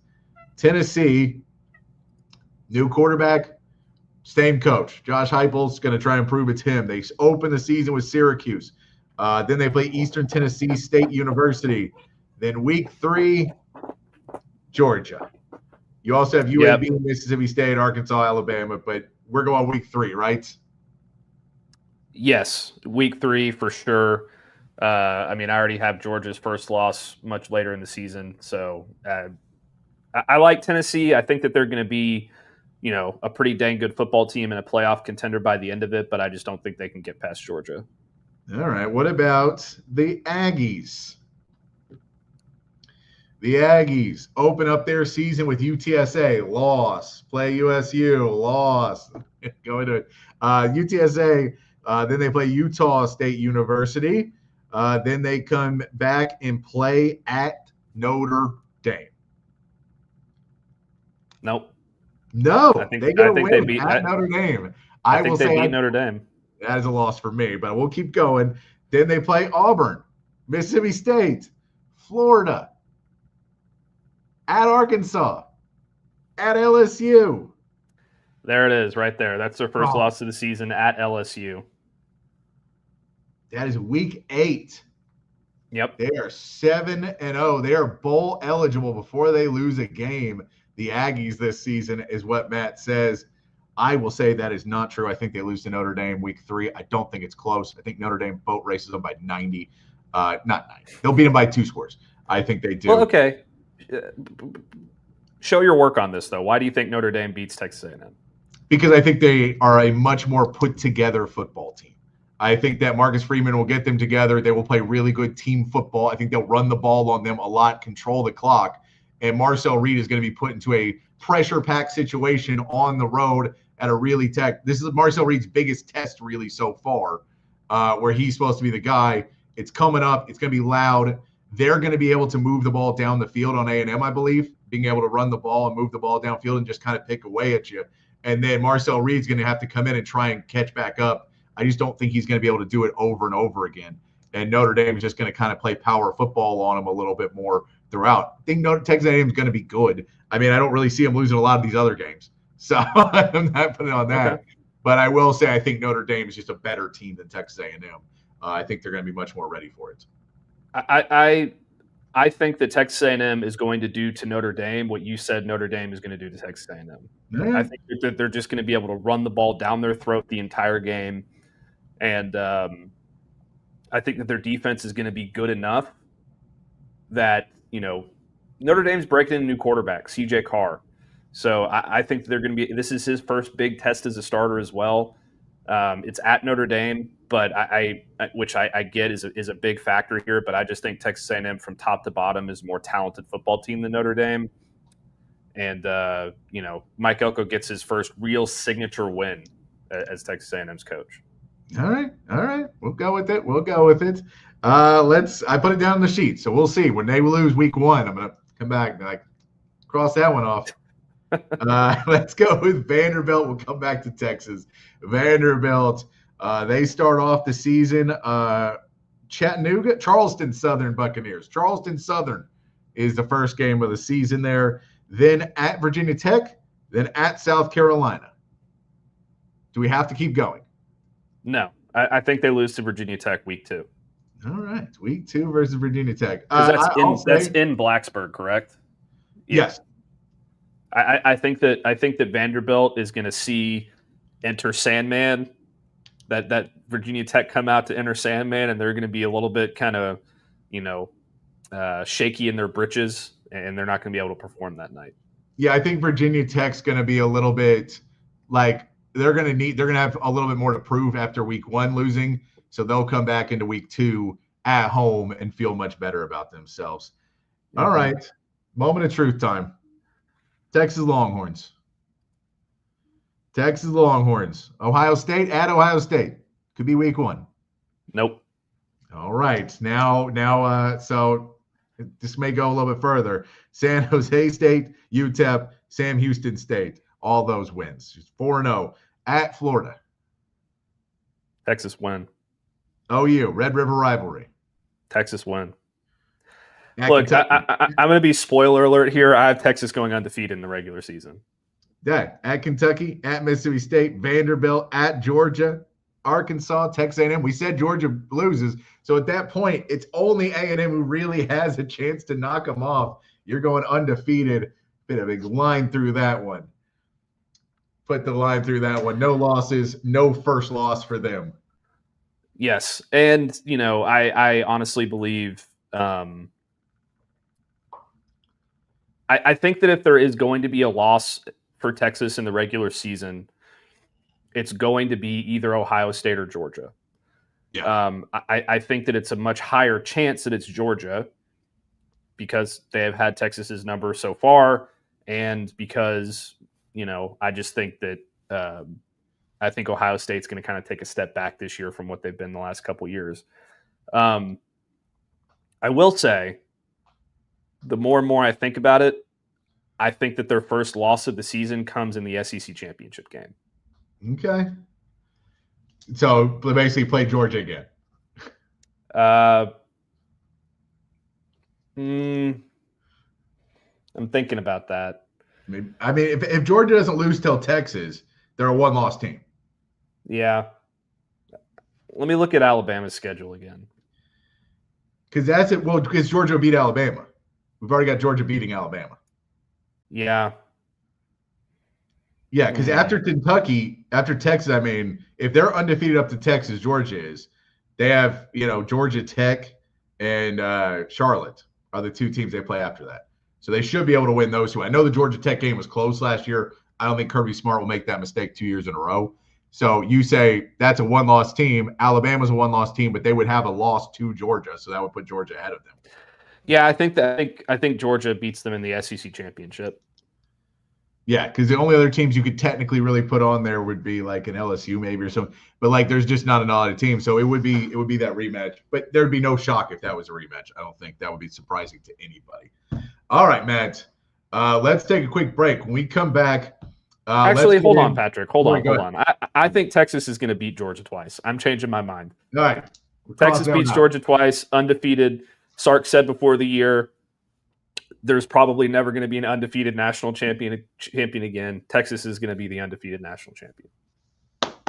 Very good, man. I like it. Get on board the hype train. Let's do it. We're going to take a quick break. When we come back, we're going to hit Micah Parsons. The news from Micah Parsons today that he has demanded a trade. We can look at Scary Terry as well and see, a little fun playing game, see where maybe they could land if their teams were to trade him. I don't think either team is, but we'll get into that. But we'll get into some Micah Parsons, Jerry Jones being an idiot. What a shocker. It's a Friday. We're still yelling about Jerry Jones. We'll get into all of that, what else we're hearing from around camp, and all the other good news as it continues to roll along here on a Friday edition of Open Gym here on Texas Sports Unfiltered. Hi, I'm Dan Covert with my wife Hayden. Welcome to Covert BK. Our newest location in the gorgeous Hill Country includes Buick, GMC, Cadillac, Chrysler, Dodge, Jeep, and Ram, and hundreds of pre-owned and certified vehicles for you to choose from. We have 3 service departments that are ready to take care of your car, truck, or SUV with 86 service bays to accommodate any repair and get you in and out quickly. Come visit us today to select the vehicle you've been dreaming about. Covert, born and raised in Austin. Hi, this is Tom McKay, owner of Audiovisual Consultations. I got this, Dad. This is Camilla McKay, and my dad can help with any TV or stereo needs you have around your house. Just call him, and he will come to you with advice and a great price. And the guys that work for him are awesome. They can install anything, anywhere. So, like my dad says, just relax and smile. We handle all the work. So just give us a call at 255-8678 or on the web at avconsultations.com. Say hello to Jason and the gang over at Relax the Back. They embrace a holistic approach for a healthier lifestyle based on 35 years, folks, of proven expertise, and my back couldn't be happier. Their motto is live wellness, and folks, they can transform your routine, your daily routine, into something very, very special if you have back pain. If you're struggling with thoracic problems, if you got hip problems, if you got lumbar problems, please go over to one of their stores. They got 2 great locations, and find out a chair or a recliner or a sofa that's going to fit you and going to make your life a whole lot better. I've got this office chair right here that I've been sitting in for years, and I love it. 2 locations, folks, at the Hill Country Gallery across from Whole Foods, and in North Austin at the Gateway Shopping Center across from the Container Store. Live pain-free like the buck and relax the back. SendTexTickets.com. If you're in the market for tickets to any sporting event, any concert, any Broadway show, anything live coming to town, you got to head over to SendTexTickets.com. The best seats to all of the biggest events, not just here in Austin, but all over the state and all over the country as well. It's so easy to use. Just log on your phone or computer to SendTexTickets.com. All of their tickets are 100% guaranteed, and they will be delivered right to your phone or computer. So simple to use, and you're also helping to support a local business every time you shop. SendTexTickets.com. So if you want to be at the biggest events in sports and entertainment, there's only one place to go. It's SendTexTickets.com. All right, back here on Open Gym, here on Texas Sports Unfiltered. It's a Friday edition of Texas Sports Unfiltered, ready to go. Here the dog says the Jerry Jones hour coming up. Look, we're not going to yell about Jerry Jones for the full next 53 minutes. We might, possibly, but we probably won't. We're going to try not to. And Roy says, some great burnt orange Kool-Aid. Drink the Kool-Aid, Matt. You always got to drink the Kool-Aid. Gotta get that burnt orange Kool-Aid. Look, I get that it sounds like Kool-Aid, and I get that it sounds homerish and all this stuff. But let's remember a couple things. Number one, I'm not a Texas fan. I'm an Ole Miss fan. Yeah. I cover Texas for a living. I appreciate them because they pay my bills, and I enjoy watching them play football because they're really effing good. I just think that they're the best football team in the country, and I don't think it's close. I think the next best team is probably Clemson. I think the next best team after that is probably Georgia, maybe Alabama. But I think that there's a gap between Texas and Clemson. So I love it. Love it. I love it. And I hook them to Mark as well. Hook them in with well. Appreciate everybody hanging out with us. Myself, Patrick Davis, alongside Matt Galatzan of Texas Longhorns on SI. No text line today for me. It's still operational. I just have no way to look at it today because the computer that has all the login information on it is at my house, and I am in a hotel room in Houston, so I do not have it right now. But I can, if you want to hit us up in the chat, Facebook, Twitch, X, or YouTube, I can see all those. We're also asking you today, what's your guilty pleasure band? What band do you really love that maybe you didn't tell people about at first? Maybe you still don't tell them. If you don't, you should get out of the bad music closet and just enjoy what you enjoy. It does. You don't have to care if everybody else thinks it's great. It's music. It's supposed to be subjective. You're supposed to find the things that you really love. We don't have to love the same music. You just have to love music, and it's still awesome. But I'm in Houston because I'm going to a Weird Al show tonight. So I know some people are like, Weird Al, and then you realize we all love Weird Al. It's a national treasure. What is your guilty pleasure band that you'd love to go see live? Alan Parsons Project. Do you know the big song that Alan Parsons Project does, Matt? I know the name of the band. I couldn't tell you. They are most famous for a song that's not their biggest real hit, but it's the biggest song is known. They did Sirius, which is the Chicago Bulls entrance theme from the Michael Jordan era. So that whenever you hear them, you immediately go, number 23 from North Carolina. That's in your head every time you hear Sirius from Alan Parsons Project. But they're cool. They're a cool like prog band. But that is the song that most people know from. And Hair of the Dog, do you like muted or unmuted Britney Spears? And it could be either way. I have friends that like Britney Spears. Most of them are females, but I do have friends who do love Britney. So I'm just not a big pop guy. So that's why I'm not a huge Britney Spears fan. But I'm fine. If that's what you're on. Or do you like Dancing Nice Britney in the bikini? Is that the one that you're more a fan of? I don't know. A fan of all of it. Let's talk about it, Matt. As we said, getting into hour 2, there was a Hall of Fame game last night. How much of that did you watch, Matt? I watched the first couple series, and then I really got tired of watching Kyle Allen play football. That was rough. Like, put in Hendon Hooker first, man. Why would you put in Kyle Allen? No one wants to see that. Yeah, it was pretty bad. I'm not going to lie. I was kind of impressed with Trey Lance. I thought that he played better than I expected him to play. There was a defensive back. I can't remember his name off the top of my head for the Chargers that I was also pretty impressed with. But overall, it was just a bunch of guys that are fighting for a practice squad spot or something like that. Yeah. You really feel for the guy who fumbled the kick return on the opening kick. I mean, that guy doesn't have a roster spot today. Dude, that guy, just the NFL to not have the wherewithal to just be like, just go. It's a Hall of Fame game. It does not matter at all. We cannot, on the first play of the first preseason game, slow the game down to a crawl because of a review. We just let it go. Someone yell into someone's ear. Roger Goodell will be like, shut up and play football. Nobody cares. There's no one at home who's going to be mad about this. And so just go play. And then it's 20 minutes and then they come back out. Like, because I was watching with a buddy and we were talking the we saw the review and he goes, did we miss a play or something? Like, it feels like we missed a play. We were there like, no, we didn't. It's a kickoff. It was the same play. We just weren't paying full attention to it. And, that was brutal. That you can't do that in NFL preseason football. I get if it matters more if you're on a kickoff of the first play. Just brutal. Just brutal. Trey Lance looked okay. I wanted to see more of Hendon Hooker in the game. He looked better than he ever did with Dallas or San Francisco. That's for sure. I mean, now, granted, he's playing against nobodies for the most part, but yeah. I mean, look, last preseason with the Cowboys, he had a good showing, and then he came out and had a terrible showing, or maybe it was reversed. I can't remember, but we'll see if he can continue it through preseason. I don't think that he's got an NFL future necessarily.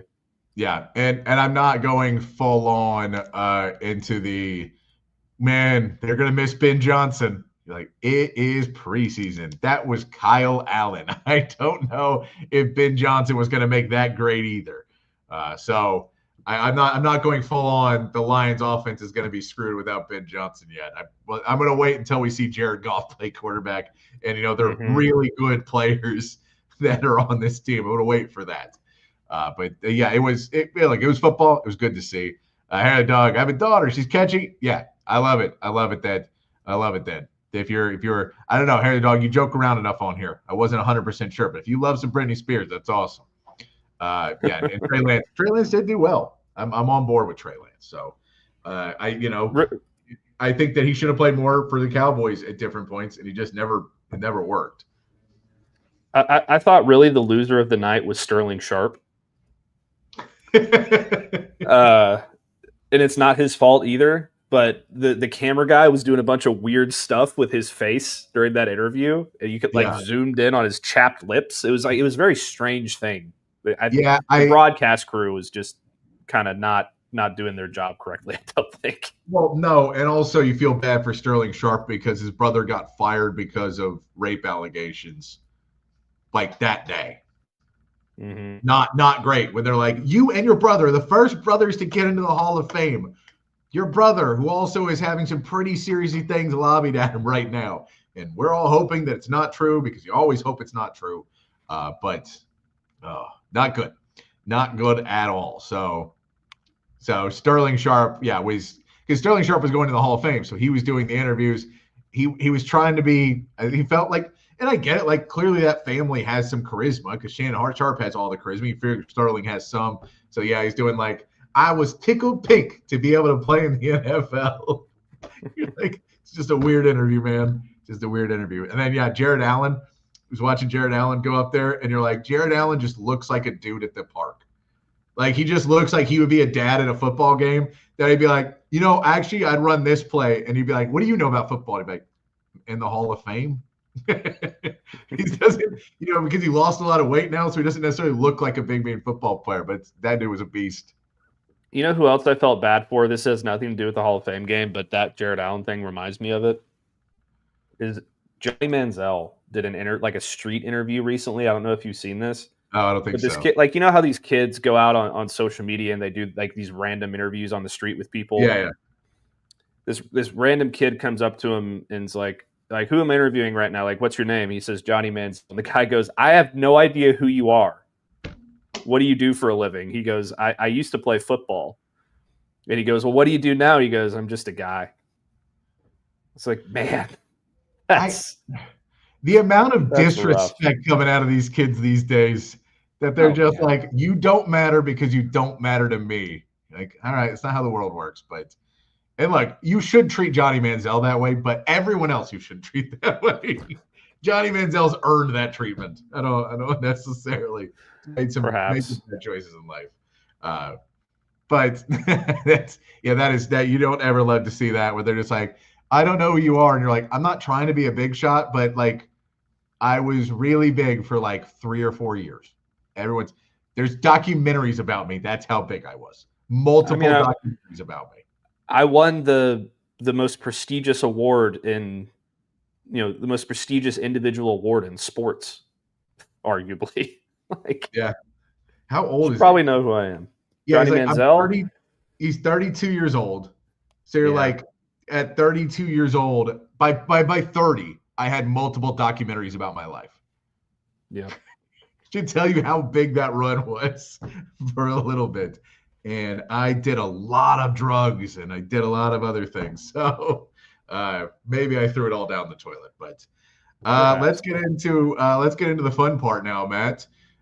We saw the statement today. I don't want to read it all because it's pretty lengthy.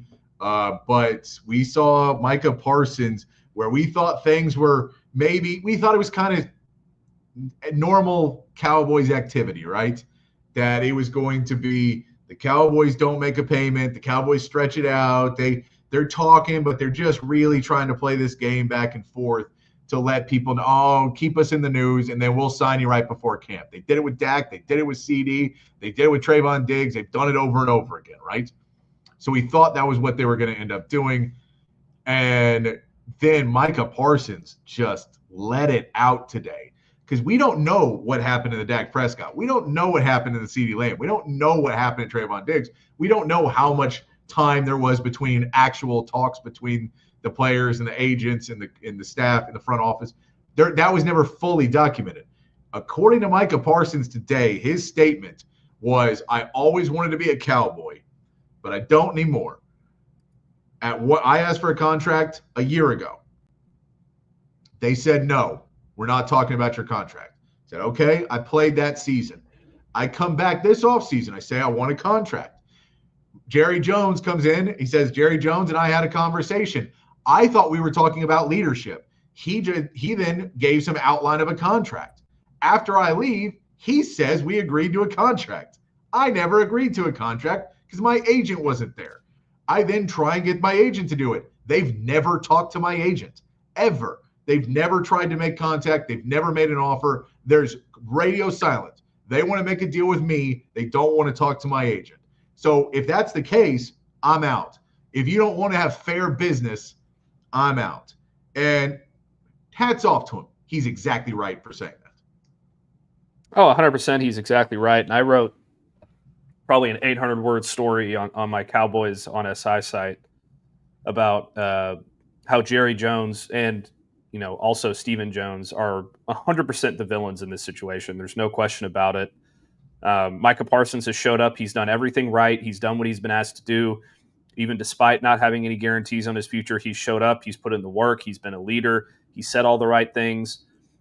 And is he a little outspoken at certain points? Yes, but he never said anything, derogatory towards the Joneses. He never said anything derogatory towards the organization.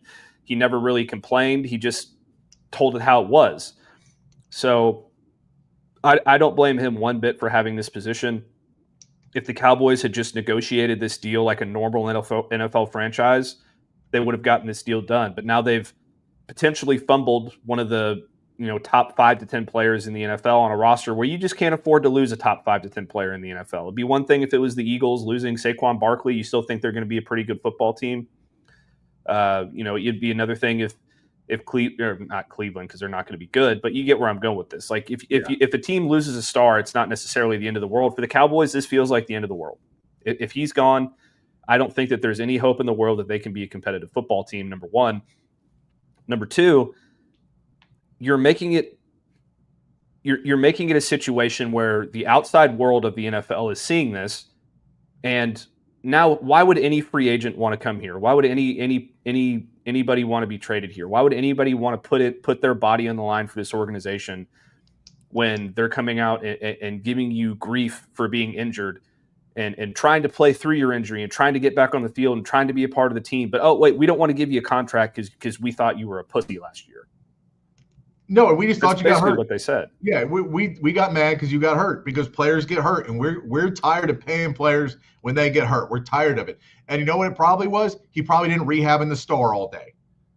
And then maybe he went on his podcast, or maybe he said something, or they got something back to him that he took a shot at their training staff, because every single player is taking a shot at their training staff.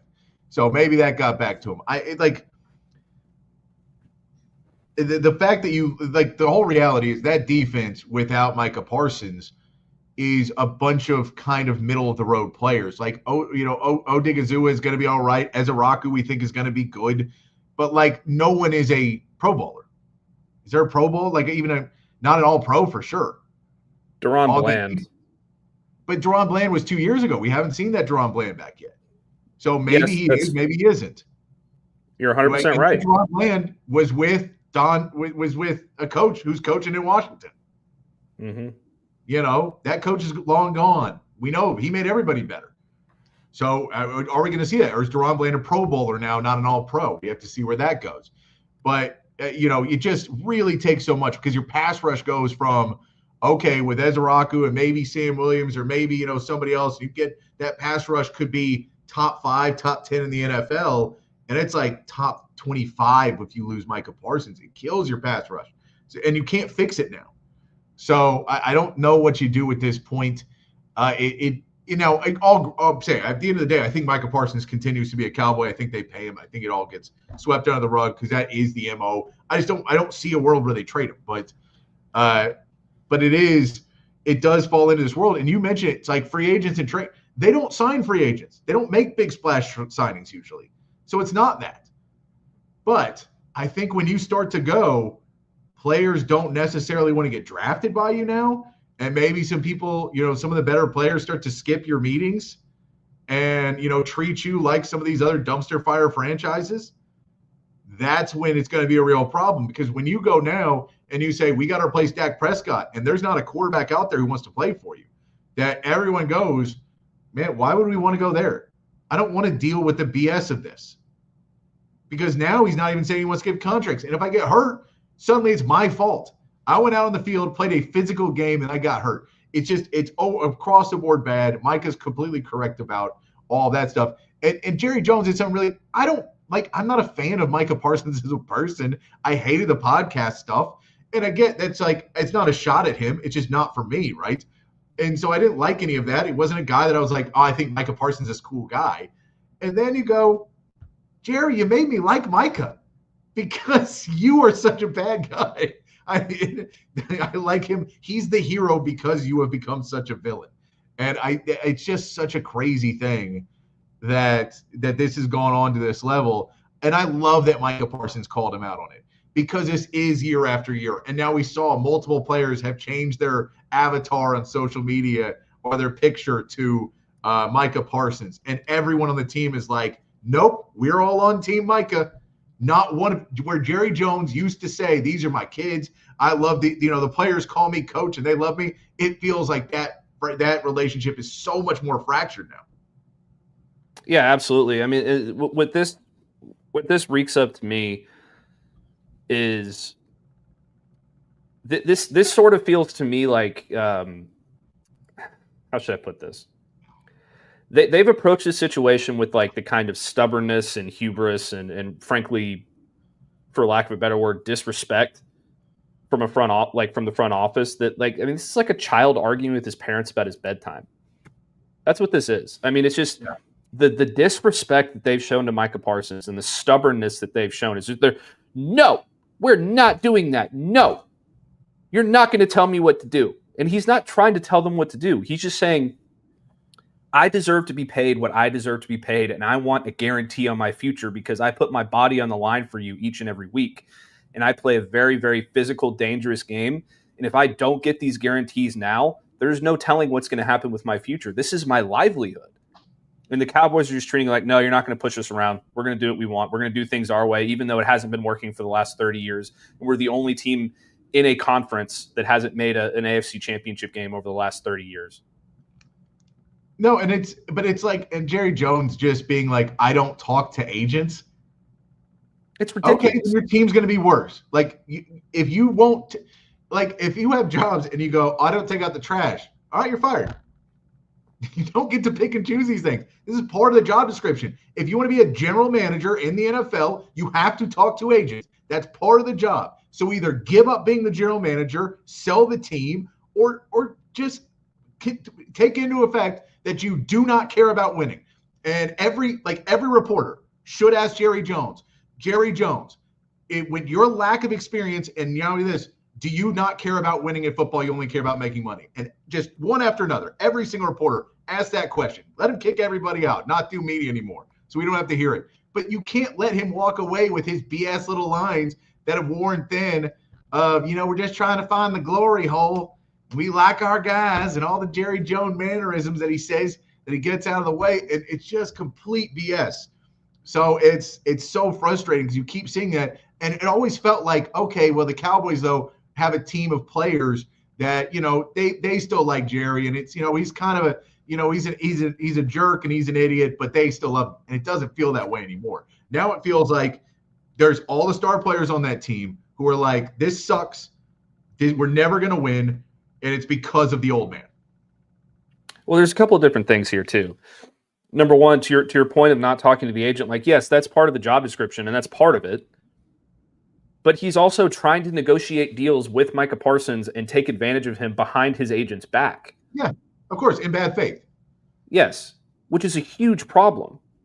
There's not another team in the NFL that would possibly even think about doing something like this. And that's number one. Number two, look,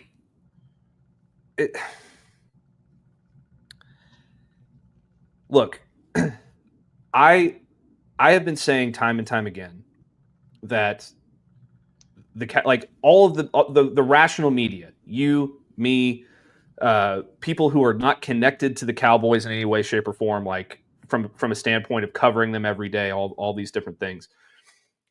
We're painting the picture that this is something that is, an issue for years with the Dak Prescott contract negotiations, with CeeDee Lamb, Ezekiel Elliott, all the different examples of this happening have been a major issue, and it's cost the Cowboys time and time again, and they're paying way more money than they should on all of these things. But I can guarantee you, Patrick, and I've already started to see some of it, some of these Homer Cowboys media people, and I'm not going to name names because they can get very salty and they'll come after me on social media, even though I've never met them in my life. But I know who they are, and I respect what they do for a living, and I think they're very good at it. But there are going to be mouthpieces for the Cowboys that are just going to say things like, oh, this is just the way they do business. Everything will be fine in the end. At the end of the day, the deal will get done. Micah will be happy. Jerry will be happy. they're really doing it because they want to do this with the money and put it in escrow and do this and do that and all this stuff. And it's really good business. It's just not a lot of people understand it. No, that's bullshit. That's absolute bullshit. That they're the only team in the NFL who does things this way. Yeah. And that's the reason that they're the only team in the NFL, or at least the only team in the NFC, who hasn't come close to competing for a Super Bowl in the last 30 years. No, I mean, it's just they constantly do it. And I get, like, if you want to say, if Jerry Jones wants to come out and say, look, we had an issue with this podcast, and that was a real issue for us, was we didn't like his podcast because he was saying things about the team, and we felt that was wrong. It's a completely viable point by Jerry Jones.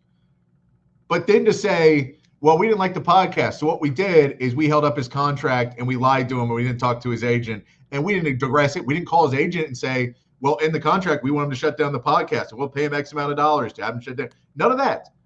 We just said we don't like it. And we expected Micah Parsons to go, you're right, Jerry, I'll take $70 million left and shut down my podcast because Uncle Jerry, I just want to be in the Cowboys. And I think that's the thing is Jerry Jones is so bought into his own hype that he just believes when those guys say, I want to be a Cowboy for life, he goes, well, of course you do. And they go, no, because I want the things to work out. I want to make a lot of money. I want to win championships. I want all of the positive things that go along with that. And in your head, you just think, that's my action figure. And once again, I get to put him at the Star and sell tickets when he's working out and we'll have the window to the gym and everybody can come out and I'll make a bunch of money and I don't give a damn about winning football games. The bottom line, I think, and you're right about all that stuff, but I think that the bottom line is Jerry and Stephen Jones think that they are the smartest guy in the room. They think they are the smartest people in the NFL. Yeah. And their way of doing business is the only real way of doing business. And they're smarter than everybody else. When the fact of the matter is, you are the joke of the NFL. You're the only team who doesn't sign big time free agents. You're the only team that doesn't compete for championships. You're the only team that doesn't make trades that, for relevant pieces. I mean, I get that they just got George Pickens, but historically, we're not going to pick up the phone and call the second best running back in the NFL. We're going to pick up the phone and see how much he's worth because we think that our guy Rico Dowdle is better analytically, and we just don't want to spend that money. But we're not going to frame it that way. No, even though that's exactly what they're thinking. Like, oh, we have something in Rico Dowdle that nobody else understands. It's ridiculous. It's ridiculous. No, it's all of it is it's frustrating. So let's get from that to go play the game. Now, I still think Micah Parsons will end up getting a contract with the Cowboys. So I think at the end of the day, Jerry is too stubborn to end up losing completely. And losing completely is I'm going to trade him for scraps and our team's going to get way worse and everyone's going to know I was the asshole in this situation and everyone's going to know I was wrong. If I pay him in 2-3 years, no one's going to remember any of this. They'll go, Jerry paid him too much. But they'll lose. The rest of that will kind of fade a little bit more. So if I can do that, but if I have to trade him now, me and Nico Harrison are going to be hanging out at the bar being like, well, we really screwed things up, didn't we? So I think that you have to look at it that way. So let's talk about where if the hypothetical world ends up that Micah Parsons goes, dude, we're done. Like it's like a scorned lover. You cheated on me. I'm done with you. I'm not putting on that uniform again. And we're going to file a grievance. We're going to do all these things because you are doing poor business. You've conducted business in bad faith. And the union's going to go against you. And it's going to be and he'll go, it's a big story. Let's do it. But if he does get a trade, let's say, do you think, so I'm basically going to come out and say, Michael wants to go to Washington for sure. He grew up in the Philadelphia area, in the Pennsylvania area, actually. So those two teams, he's not going to another NFC East team. He's not going to trade him there. Like, he's not going to see Micah every year.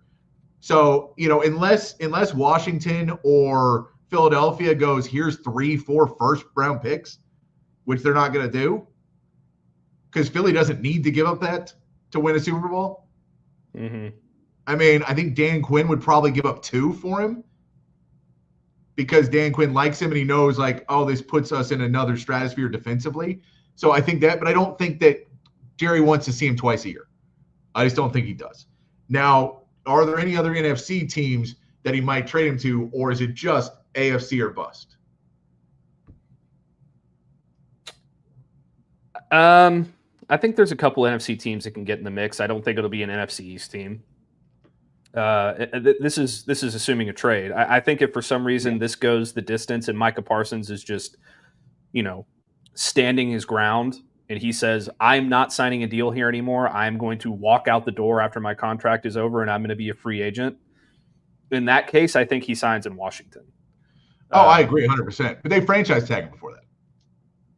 They probably would, but eventually they would have to sort of lose that battle if Micah Parsons is really going to stick to his guns. I don't think that's going to happen, but I'm just saying in that scenario, I think he would end up in Washington. I think the teams that you talk about in terms of trade, I would say in the AFC, the Patriots or the Chargers are probably decent. They're towards the top of the odds for that. I mean, there has been some betting odds that were released for this. The Patriots and the Chargers are on there, but I think a team that, Arizona is certainly one of them, Joe. I think that one team that could be very interesting, considering they just got a package of first round picks or an extra first round pick, the LA Rams. Yeah. They're on the verge of competing for a Super Bowl already. You get a couple first round picks. You add Micah Parsons to Jared Verse. That would be interesting. No, I think that's very interesting to be like, let's go all in now. Again, F them picks. We weren't going to draft a quarterback next season anyway. So that's all kind of made up, and we'll figure it out from there. I think there's some other teams that may be willing to bid a little bit more because of the window. I think Buffalo would be a really interesting one. Yeah, for sure. Because Buffalo is like, we have to get over the hump. And we have a lot of good players, but like we got Von Miller a couple years ago, but he was a little over the hill. We just never got that real elite defensive player that could get us to where now we're on that next step. So I think that's an interesting one. Would Buffalo say, we're going all in, we'll figure out cap and how this works. We're going to get Micah Parsons and we're going to go for it. I think that's an interesting one. I think the Bengals are a little bit interesting because the Bengals could basically say, do you want Trey Hendrickson? We'll trade both our disgruntled guys. I was actually thinking about this before we got on the air, Patrick. I'll let you finish, but I've got to take on this. But I think that's just somewhat interesting of like, look, we both have disgruntled guys. We'd much rather pay your younger, better player than Trey Hendrickson, who's really good, but he's a little bit older. And for you, now you don't have to sign. He'll sign a 6-year deal. Like he'll sign one of those Jerry Jones back-ended deals. I think he'd be much more fun. Like I think Trey Hendrickson would be much more okay with that, to sign one of those deals and give him a little bit more guaranteed. And then if you're the Cowboys, you still have a good defensive end. It's not the same. You're dropping down a little bit, but you're still in that range. So that one at least makes sense a little bit because it's like a first and Trey Hendrickson or something like that. And the Bengals say, hey Bengals fans, I know you hate us, but we're back. And we're good. I think those are interesting ones. But yeah, outside of that, it's just I don't know if there's a lot of teams that are really going to invest everything so heavily in the future of that. Like in the AFC, I think too many teams understand it's more quarterback driven in the AFC than it is in the NFC. The NFC has a lot more defense. So you'd have to go. The 49ers would call, but I don't think they're answering the 49ers phone call just because of Jerry Jones has that history. So yeah. I don't think Jerry Jones. I think Jerry Jones likes getting 49ers players. I don't think he likes Cowboys going to the 49ers. So I don't know if he would answer that call. But I'm with you. The Rams are a really interesting one for sure. I think Atlanta would have given them fucking 5 if they had them and they didn't just give up another one to get another defensive end. I think they would have been on the phone already. Like Micah Parsons, we will pay you $100 million a game. And just please come to Atlanta. We need a pass rush. Yeah, so the Bengals thing, that's exactly what I was going to say. Trey Hendrickson in a first. I think would be a package that the Cowboys would listen to. I don't think Micah would want to go to Cincinnati because of the history that they have with negotiating with people. So that would be kind of a little extra jab in the side to Micah. Well, I mean, that's the deal. But that trade only goes through if both of them already agree to contracts with their new teams. Right. But maybe Mike is like, I don't care. I just want to get out of Dallas. Yeah. Well, and if the Bengals go, we'll talk to your agent tomorrow. Here's a phone number. We'll call him. We will negotiate with Mulligetta. We don't care. And he goes, that's all I wanted. I just want someone to call my agent. The other AFC team that I think is very interesting, and Joe hit it right on the head here, is the Chargers. They've got their quarterback situation figured out. They've got pretty much everything figured out there in terms of offense. Khalil Mack is kind of getting a little bit up there. Yeah. You just lost Joey Bosa, so maybe you make a call to the Chargers and they listen to it. They send you back a first-round pick. Maybe they send you back Khalil Mack or something. I don't know, but that could be an interesting one because I guarantee a Harbaugh would love him some Micah Parsons. Yeah, I mean, 100%. I think you're right. The AFC West in general is kind of interesting because it is that arms race against the Chiefs and all the can we get a pass rusher that can get to Patrick Mahomes? I think the only team in the AFC West who wouldn't call the Cowboys about this is probably the Broncos. Because I think they're already very, very happy with what they have at those positions. Yeah, and I think the Broncos also kind of are more invested in drafting. I don't think they necessarily want to give up a bunch of picks. I'd be curious about the Raiders. They have Max Crosby. Do they just go, let's go be crazy with this and have Max Crosby on one side and Micah Parsons on the other? Hey, if you're going to compete in that division, if you're the Raiders, you got to do something crazy. So that one would be interesting. I think that one would be really, really interesting. You know, I don't know what else they have that would want. I don't know player-wise. And then Micah could do his podcast from a Bellagio every day. Exactly. So I thought it's interesting. Again, I don't know. Do you think he ends up getting traded? Do you think this stalemate goes on? Do you think it just is all smoke and Jerry Jones and Stephen Jones will just call up Mulligetta here in 2 weeks and go, hey, so it's been on my to-do list. I had so many dangling participles. I didn't know what to get to. And so we just wrote it down on a sheet of paper. And there was the last number on your phone number was smudged. So we had to find another phone number. But now we got it. Give us a number. And he goes, well, now you pissed him off. He wants to be the highest paid. Okay, cool. We'll send over the paperwork. We'll get it done. I think historically speaking, it's very difficult to imagine Micah being traded. It is. There's not really any precedent for it. Even the vast majority of holdouts and guys that demand trades who aren't even at the level of Micah Parsons end up signing their deal and getting things worked out, and it all works out fine in the end. Or they just walk and they don't get franchise tagged, or they get franchise tagged. So I think Micah ends up, signing another deal. Probably at the very least, I think he's franchise tagged. And then this thing just gets kicked down the road for another year. But I have a very hard time believing that there will be a trade. But the whole point of this whole thing to me is that, the fact that Micah had to go to these lengths and say what he said is just an indictment on the franchise, and Jerry Jones should be absolutely ashamed of himself. I'm with you. I'm with you 100%. He should be ashamed of himself. Stephen Jones should be ashamed of himself. I'm sure there are many people in that front office who are livid, who are like breaking their feet, kicking just anything in their way. Just like, we've said it a million times. Like, how is this not happening? We're not bought into this way. And then they have to go into Jerry, and Jerry goes, well, you guys know I've run a successful franchise. And they go, that trophy case looks pretty empty, dude. I don't know what you successfully. It's a little dusty in there. It's a little dusty. Feels like we haven't won anything in a while. Let's hit this one too then. Scary Terry. Terry McLaurin has asked for a trade as well as Des now needed that yesterday. So Scary Terry, if he does not get his contract, if they decide to move on from him, what teams would you put in that category for Scary Terry? This is a tough one for me. I'll throw out one first. I think the Patriots would call. Yeah, I can see that. I think for the sure. Patriots would go, hey, buddy, we got Steph Diggs, and we're not sure we need him with our young team. But you can have him out there, and he'll give you a year. And then if Debo works out, y'all can make plans after that. But you aren't going to keep Terry McLaurin long-term either. So why don't we switch our wide receivers? You will get a really good veteran guy in Terry McLaurin, and you'll get a guy that can come out and play some snaps for you and play good football for you. So it won't be a detriment for you. So we'll do that. We'll throw in a pick as well, of course, a pick or two as well. But we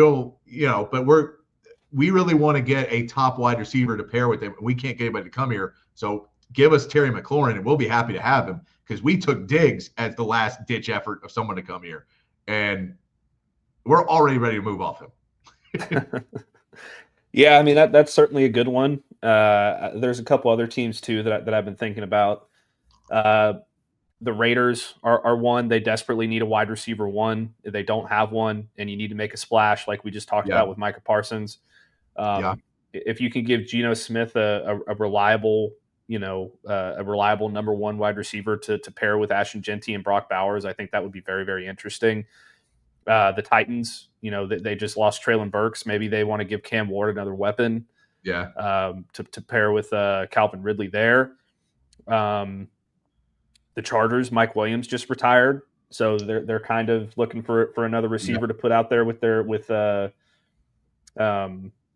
Georgia guy, Ladd McConkey and Trey Harris, the rookie they have there. And the Steelers have been very active this offseason. They just traded George Pickens. Maybe they want to have somebody alongside DK Metcalf or Aaron Rodgers to throw the ball 30 yards in the air too, because he's too old to throw it any farther. We knew that was a discussion. They've said multiple times that they've talked about moving to try and get somebody else in there and try and get a second wide receiver after they move George Pickens. I mean, and they've been spending money like crazy, so it would fit in with what they do to do that. So I think like that one makes sense of it's not a great move for either person, but they're like, cool, this is what we're doing this year. We're going all in with Aaron Rodgers. It worked out so well for the Jets. We're going to do it here. Yeah, I think that it would be a good move for McLaurin. Or not necessarily, I guess not for McLaurin, for the Steelers, because outside of DK Metcalf, you really don't have a whole hell of a lot there in terms of a wide receiver. So I think it would be good for them in terms of on the field product. In terms of like their future, I'm not so sure about it because I think that they are kind of starting to hamstring themselves with all these deals that they're making. Yeah. It's still in the NFC too. I would say Arizona would be another one that you could at least put out and they go, Marvin Harrison Jr. hasn't necessarily been the guy. We're trying to get Kyler Murray over that hump. And so now if he has Trey McBride and Marvin Harrison and then Terry McLaurin, now that's those are some good weapons. So maybe he'll get something going. I think that they would at least make the phone call, but I don't know. At the end of the day, they want to give up that many picks. It feels like they're far enough away. They shouldn't be giving up a ton of picks for a Terry McLaurin. So you could say it's somebody that has to be a little bit closer that really kind of needs that edge to get over. But again, Terry McLaurin, I think is probably, if we're going to say who's more likely to be traded, Micah or Terry, I think it's Terry. Because it's not like, he's not a top 5 player at his position or top 5 player on his side of the football. And Micah Parsons is. So it just makes it, it's a monumental changing, your number one selling jersey, your number one dude is Micah Parsons. This is what you kind of built the image of the Cowboys around, is this Micah Parsons guy for the last several years. It feels really, really hard to move off of that for Jerry Jones. But for Terry McLaurin, you go, we really like you, but you're also more tied to the bad Washington than the good Washington. So we're okay moving on and saying, you want to make money? That was a problem with the old Washington. We're going to move in. I think they should both get paid. I know people don't want to make long-term decisions. You should have paid Micah a year ago, and it would have been so much easier. That's just ridiculous. They would have paid him a year ago. None of this drama this offseason. Everything is great. Everyone's happy. But Jerry can't have that because then we'd be talking about the Commanders. Oh, you're the Commander, Terry McLaurin? No, we gotta talk about Micah Parsons. So Jerry Jones wants it that way. and Trey Hendrickson's also somebody to get traded, but he kind of fits into all those Micah Parsons places because that would want a defensive end.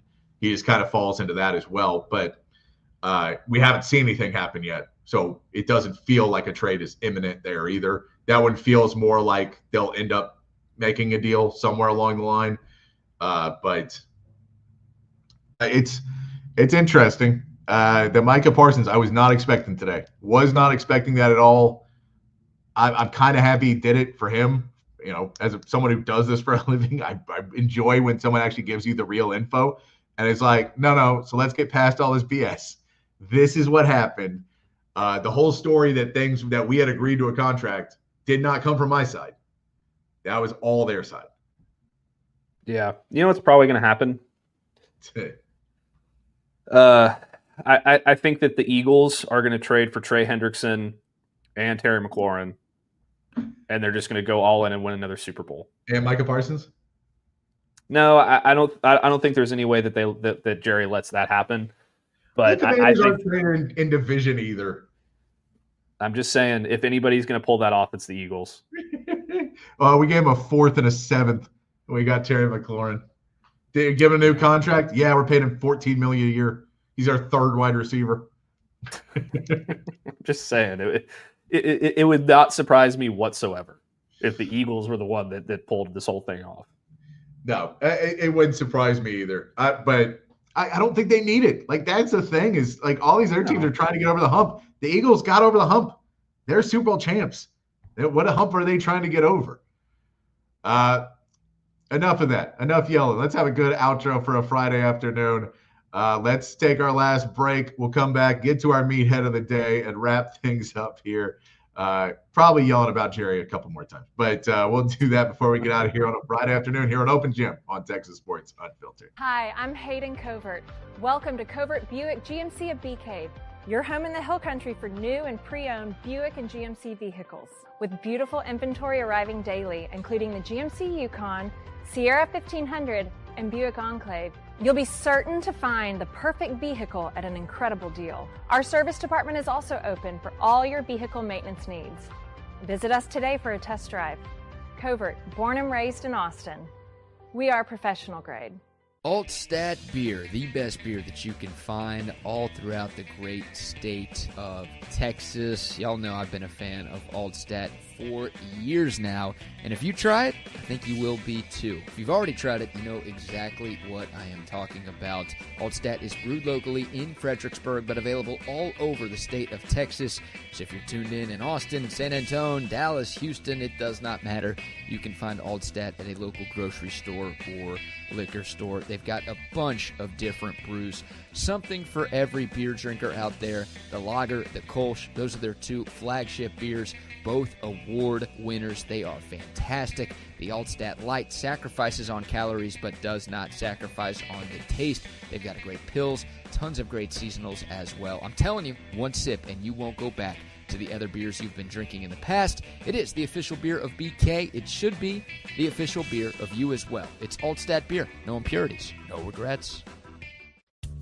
Hey y'all, I'm Camille McKay. And I'm Tom McKay, owner of Audiovisual Consultations. The old man and I are here to give you your summer weather forecast. It's hot. That's right, kid. Which means it's time for pool parties, grilling burgers, and taking a beach vacation, right? Well, I don't know about a vacation, but Audiovisual brings more heat than any tropical destination. It was worth a shot. I'll settle for some outdoor speakers. You know, Audiovisual can do a lot more than that. We provide outdoor video screens, audio systems, landscape lighting, even solar shades for your patio to keep the Texas heat at bay. Well, I'm sold. Let's wrap this up. I'm ready to lounge on a floaty and listen to some smooth jazz. Well, that sounds wonderful, but some smooth reggae is the way to go this summer. Good thing we can listen to both with the Sonos sound system. I call dibs on the floaty, though. Peace out. Kid, wait a second. Give us a call at 512-255-8678 or visit us at avconsultations.com. That's 512-255-8678. All right, back here on Open Gym. Wrapping it up on a Friday afternoon. I'm going to go see some Weird Al here in a minute. Do you have any favorite Weird Al songs, Matt? Oh, gosh, I can't think of any off the top of my head. I had the CD back when I was in middle school or something like that. But You had the one CD. There's like 20 of them, man. Come on, you gotta be a real fan. I know, but the one that came out when I was that age. Yeah. Was it like, all right, was that Running with Scissors? I think so. Yeah, nailed it. That's where he's like running on a track. It's got like Albuquerque on it, I think. Some other ones. Oh no, not mad. I'll give me 2 seconds and I'll tell you. All right. Roy says, back to music real quick. I'm a closet Bee Gees fan. Saturday Night Fever soundtrack was the very first cassette tape that I bought with my own money back in the 70s, not to date myself. Bee Gees are awesome, man. You know, disco gets a lot of flack, but I will say there's a lot of good disco. There's just a lot of really shitty disco. So once you get out of the bad disco, there's a lot of good disco as well. There's just people listened to all the bad disco and was like, disco's bad. Just good disco. It was bad. It was Bad Hair Day was the album. Bad Hair Day, yes. Amish Paradise. With the Coolio hair, yes. Yeah. That's good. Amish Paradise was my jam. Yes, that is awesome. Have you watched the movie that they did for Roku? Daniel Radcliffe is Weird Al? I have not. It is so good. It's so funny. It's a great movie. I was really worried about it because I'm like, I don't want this to be like bad and everything. It's like, let's put it this way. It's compared to My All American, it's The Godfather. That's how good it is. Well, My All American is arguably the worst movie I've seen in my entire life. As we said yesterday, no disrespect to Freddie Steinmark. He's an amazing human being and an inspiration to everybody who has ever played football in the history of football.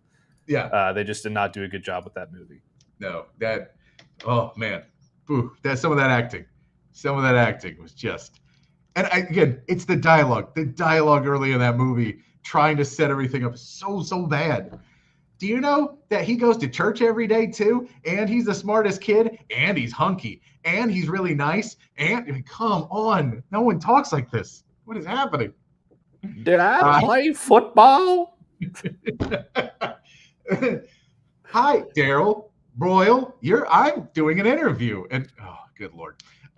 Joe says, I remember the names of Weird Al albums, but songs like Eat It, Like a Surgeon are still funny. Yes. Both those very good. In the movie, Weird Al ends up dating Madonna because he parodies her songs. And so they she I don't think he would parody her songs in the movie or something like that.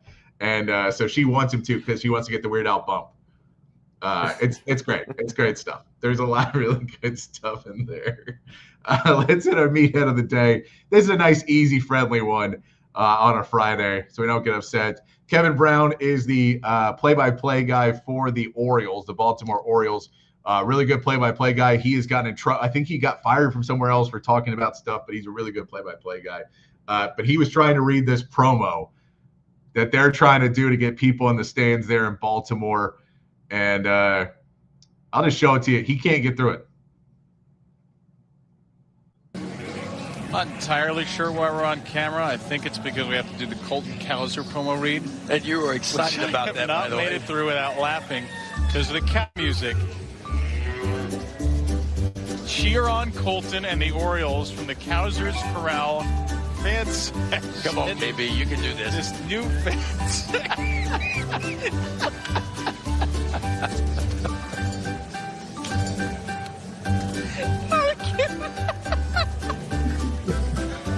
He just can't do it.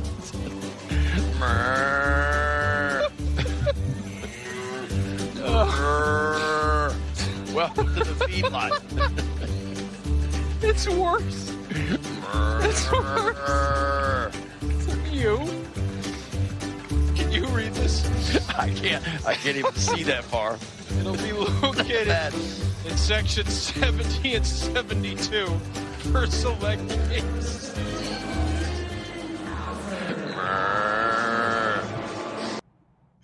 There it is, Kevin Brown trying to get through a promo read with all the cow noises and everything else. Tough part of being a play-by-play guy, having to read some of those weird ad reads that they get for you. I always loved doing it with Craig Way back in the day, and because he's such a pro, but then he would read a promo and just take a shot at it, right? Not knowing what it was, and he would miss it every once in a while. And as soon as we get off air, I'd be like, "Hey, buddy, A little bit off on that one. My favorite was, there's two great ones. One was Ghost, the heavy metal band, the heavy rock band. Ghost was playing, I believe, Bass Concert Hall, and he said it as a stage adaptation of the movie Ghost will be. And I'm like, that is way off, buddy. And I showed him the picture of the band and stuff. He's like, oh, I'm like, yeah, just to let you know. That's that one. And then another was, they were going, the band or the team was going to be in New York, and they were going to go see MJ the musical. And he was like, MJ the musical, Michael Jordan. And I'm like, it is not Michael Jordan. I want to see a Michael Jordan musical so bad now, but it is Michael Jackson, who that is. So no, those ad reads sometimes a little rough, because you literally are getting nothing, and someone hands you a card, and you're like, gonna take a guess on this one. Yeah, I think the worst ad read that I ever had to do was for Manscaped doing a podcast, and it was like like I can't even repeat some of that stuff on air. It's like, the whole thing's about shaving your underparts, and it's like, it's very humiliating, because they make it like they make it very graphic. I'll put it that way. Yeah, they do. No, I've read all. Yeah, I've done a lot of weird commercials in 15 plus years of doing radio and doing production and all this other stuff. I've done a lot of weird commercials, but normally you know what you're getting into when you start it, and then you start to read a script, and every once in a while the production guy goes, hey, can you read this? And you start to read it and go, dude, why do you have to make me do this? But I've done them all. Why don't we get out, Matt? Have a great weekend, everybody. It's another fun week with you, Matt. Always enjoy it. Ready for more football as we get into next week as it continues. We forgot Bourbon Bands. This is because I don't have things written down in front of me, Matt. We'll get back to it. You got to remind me somewhere. You just jump in and say, hey, idiots. You know what? I was really amped to get to the Micah Parsons stuff, so I let it slide. No, just remember, hey, idiots. If things not written down in front of me, I don't remember them at all. It's all right. We had plenty of time. We got through everything. We'll be back on Monday. We'll talk about bourbon the whole damn week. I don't care anymore now. We'll do that. Have a great weekend, everybody. We'll be back on Monday. Until then, be kind, be safe, keep your underwear clean, and we'll see you right back here for more